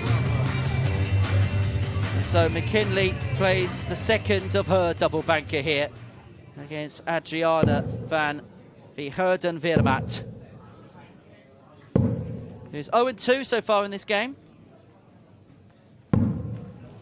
McKinley has an opportunity to seal the deal 7 flag against the Netherlands to throw for the first. Tungsten Game on. Tartan Army. And I suppose for someone like Adriana, who is new to this setup, having that pressure of having to win a leg to save the match, how heavy could that potentially weigh on the shoulders? In her previous match, you kind of mentioned the things that she's been doing for herself on the WDF circuit. She has achieved. She's getting to the end of tournaments, and she will come into this game knowing, yes, she's probably a little bit of an underdog against Sophie McKinley, but she will back herself in this situation, and knowing that she has to do it to save it for her team. If you then achieve it, there's just that extra bit of confidence that just drives you on a little bit more, and it stays with you for the next 6 months. It doesn't just stay with you today. You just gain it and gain it and gain it and get to the top of the hill by just that extra bit of experience from everything that goes right for you. 41.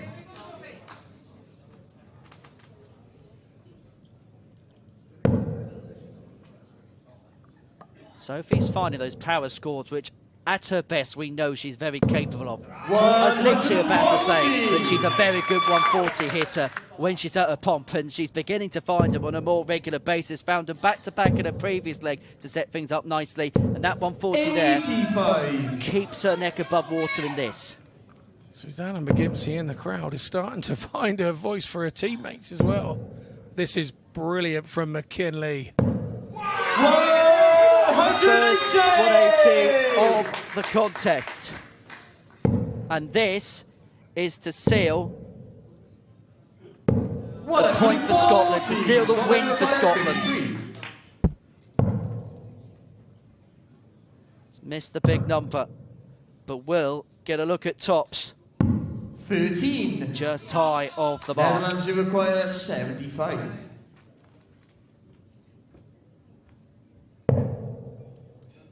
$18 for tops. That was to keep Holland in it. They missed the big number. 35. Might well be a big price that Adriana's about to pay. Well, that was so low, it nearly bust the score. Decent guide. Was trying to clip it off the barrel, was unable to do so. Require 40. It's been the story of her day so far, McKinley. She scores well and missing her doubles. To the Netherlands. Adriana laps that up for the Netherlands. They're not out of this now. Well, Sophie McKinley has had an opportunity to win this match for Team Scotland. Adriana has kept her nation alive. They have to win the remaining 2 legs to win this match. And so perhaps in this situation, Scott, it's fitting that it's the skipper who has an opportunity to win it. Sophie McKinley, as you can see there, rather frustrated because she knows she had an opportunity to get Scotland off the mark in this tournament. Remember, because they've already played 2 games, they'll be sitting back and waiting as England take on the Netherlands later on. That run of 3 matches that Scotland reeled off in a row, we spoke about momentum and going on with it. That run of 3 matches all started with Lorraine winning her first match of the day. So how is that now going to help her very own momentum going into this match? She has the darts. She has the opportunity to do the captain's job and seal this win for Scotland. Wales in that particular night. Now they go head-to-head tonight. Second game of the evening session in Group 1. We'll be back from 8 o'clock on S4C when we'll see the first men's game of the tournament, as well as take on the Republic of Ireland. We'll then have the 2 men's singles semi-finals and 2 rather intriguing contests there, including a Welsh clash between Gwlad Bevan and David Davis. That's probably the main event. We'll see Scott Robertson take on Mitchell Laurie, a meeting of Scott and Mitchell. It's the closest you'll get to playing in this tournament this year. Absolutely. Absolutely. I like what you did there. Thank you, mate. You got my name in. I do appreciate it. Tournament you've once upon a time won, isn't it? The Six Nations singles. Oh, now you mention it, I won't go on about it, but yeah, I did. 60. Yeah, don't bang on about that one as much as the other one, but let's move on. Absolutely.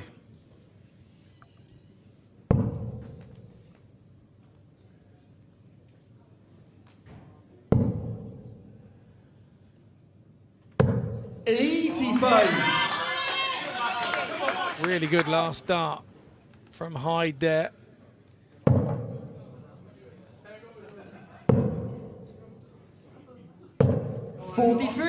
Did the right things, but couldn't quite execute the right way.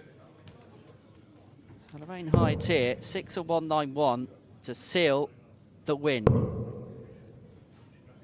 5 legs to win the match. You will play all 9 legs. Here's Hyde starting to feel the pressure. Just a straight 20s there would have got her into a position to make her opponent feel the game was over. She's really got to kick on. It's 1-6-7. Just got to turn the corner and get under 100 for me here.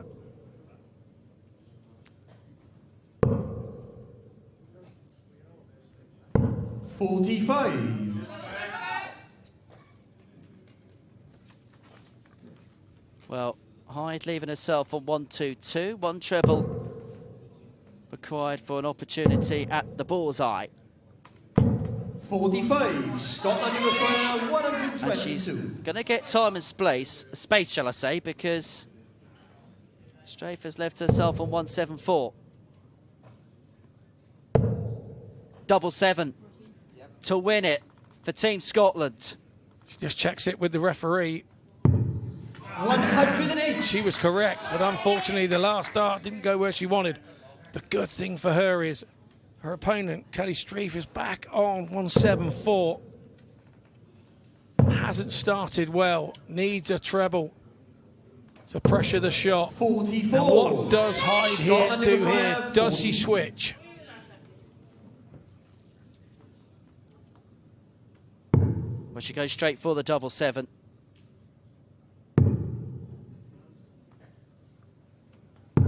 No score. But 3 Netherlands more match darts are come and gone. 4 to win the game. The anguish on her face knows that she's offered an opportunity here. Stay straight with the first. Treble 20 for the ball now. It's bullseye for the game. 100. Oh, rushed it a little, didn't she? But did everything right with the first 2.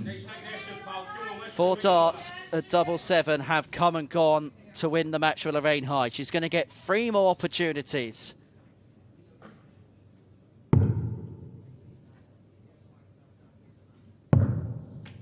On the inside. That is 6 missed match darts for the Scotland captain. 10. And so, if this double 15 goes, we will have our first last leg decider of the tournament.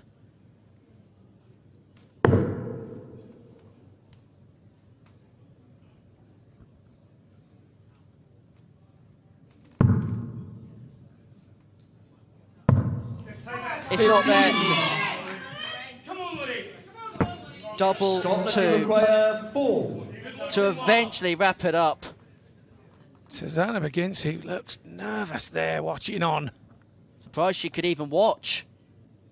But she can head to the hockey, safe in the knowledge that Scotland have won the game. They've got that 5th leg that they needed to give themselves an opportunity of staying in the competition. And so Susanna McGinty moving on to the 9th flag. Please welcome from the Netherlands, Priscilla will now know that this is just to further the Dutch damage. Sophie McKinley couldn't help but hide her emotions there. And so Priscilla Steenbergen throwing to put some respectability on the Dutch scoreline. As for Susanna McGinty, she's looking for the perfect game. 2 legs played, 2 legs won. 9th and final leg, Netherlands to throw first. Game on.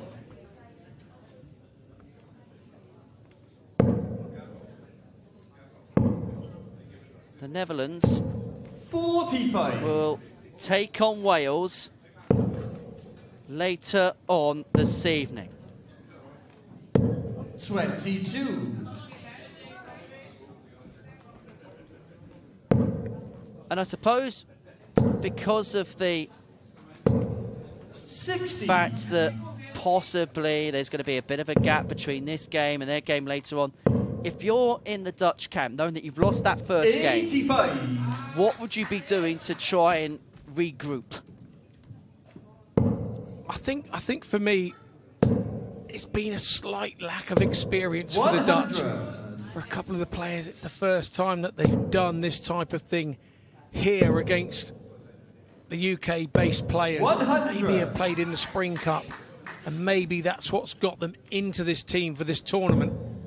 But now they're here and they've played one. That one's out of the way. They know what it feels like. And if I was in the Dutch camp, and the Dutch management are so very good at getting the best out of their players, they will take stock. They will have a little group meeting. They will go and sit and eat together and kind of highlight the fact that, hang on, we're not out of this yet. It's going to be a close scoreline either way. We go and win the next game, we can provide all sorts of headaches. So Priscilla will be coming up here with all the experience, knowing that another point here could make all the difference in the overall standings of this table by the end of it.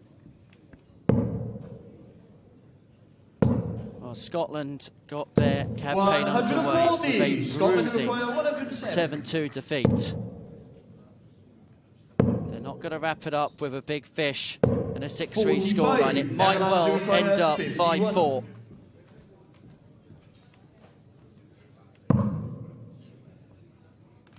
Free for tops. That's always the problem going that way for 11. It's one of the most difficult numbers to hit when you're under pressure. No score. That was probably the route to go in the first place. Big 19 at the bottom of the board for double 16. So treble 10T here would leave double top for McGinty. It's 100 left. She hits it and leaves top. So Steenbergen now under masses of a pressure after she's already got to go at the 51. Tops to bring it back to 5-4. Not there. And so this to win it by 3 legs and to win all of her legs in this game. 35. Well, 3 more opportunities have come to pass. Priscilla Steenbergen started this match by winning a leg against Lorraine Hyde. She's going to end the game by winning a leg against Susanna McGinty. It's not going to be enough to win the Netherlands the contest. For Scotland, they started their campaign with a 7-2 defeat, but they have finished the afternoon with a 5-4 win against the Netherlands. It's given them a chance of potentially qualifying through to the semi-finals. And so that rounds off the afternoon session here in Ilfracombe. For the Netherlands, they're going to have to regroup the 2 teams with their customary end of match handshakes. So, Scotland 5-4 winners. Let's hear it from the touchdown. Menywod yr Alban yn ymateb, felly ar ôl colle'r siomedig yn erbyn Cymru. Felly, jyst i'ch atgoffa chi o'r sefyllfa yn y grŵp yna. Felly, yr Alban yn mynd i'r iseldiroedd o 5 i 4, sy'n golygu bod Cymru, fel mae pethau'n sefyll ar frig y grŵp, yr Alban yn ail, oedd rhaid iddyn nhw ennill honna i aros yn y chwe gwlad eleni. A maen nhw'n ymuno a fi fan hyn. Susanna, Sophie, Lorraine, I could feel the tension in this room during that match. Lorraine, you couldn't watch at times when you were sat over there. What's the initial emotion? Is it relief after that? Well, yeah, definitely. Them two both carried me. Both, yes, we did. The last 2 games I struggled a little bit and they carried me through, so fair play to them. I've got a great team. Just glad that they're here. Absolutely. Sophie, after we saw you lose to Wales earlier, how important was it that you reacted up there this afternoon? I think it was very important for us to get that win. Earlier it was a big disappointment for us to lose in a massive scoreline, so we really just wanted to go up there and try and prove ourselves. And Susanna, when the pressure was on, you delivered. What does that say about this team? We're a team. We play as a team. We end as a team. And I'm proud of my team. And I have to say, girls, you broke Welsh hearts at last year's Six Nations when it came to the women's team event. How far do you think you can go this year, Lorraine? How determined are you? Well, don't ask me. Ask them. Sophie, could you go the whole way this year, do you think? I don't see what's stopping us. Just maybe clean up in the doubles, but I think we're a great team and it's one leg, anybody can win, so hopefully. And of course you need a bit of a favour from the Welsh now to beat the Dutch, don't you? Yeah. Come on, Welsh. We love it. Well, girls, I'll let you go. Huge congratulations and enjoy the rest of your evening. Thank you. Thank you.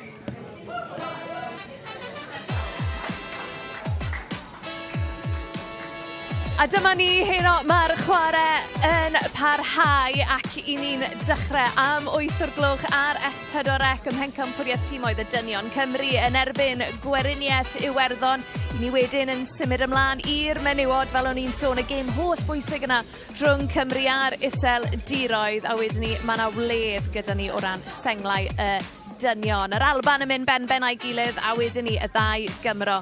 Dau Davies yn erbyn Llew Bevan. Wel, i ni'n eich gadael chi ar blatfformau digidol S4C am y tro, ond pidwch mynd yn beth. Please, cofiwch ymuno â ni am 8 o'r gloch ar S4C pan fydd yr holl gyffro o Bencampwriaeth Dartiau y Chwe Gwlad 2026 yn parhau. Newn ni weld chi cyn bo hir. Cadwydau cynta. Na. England.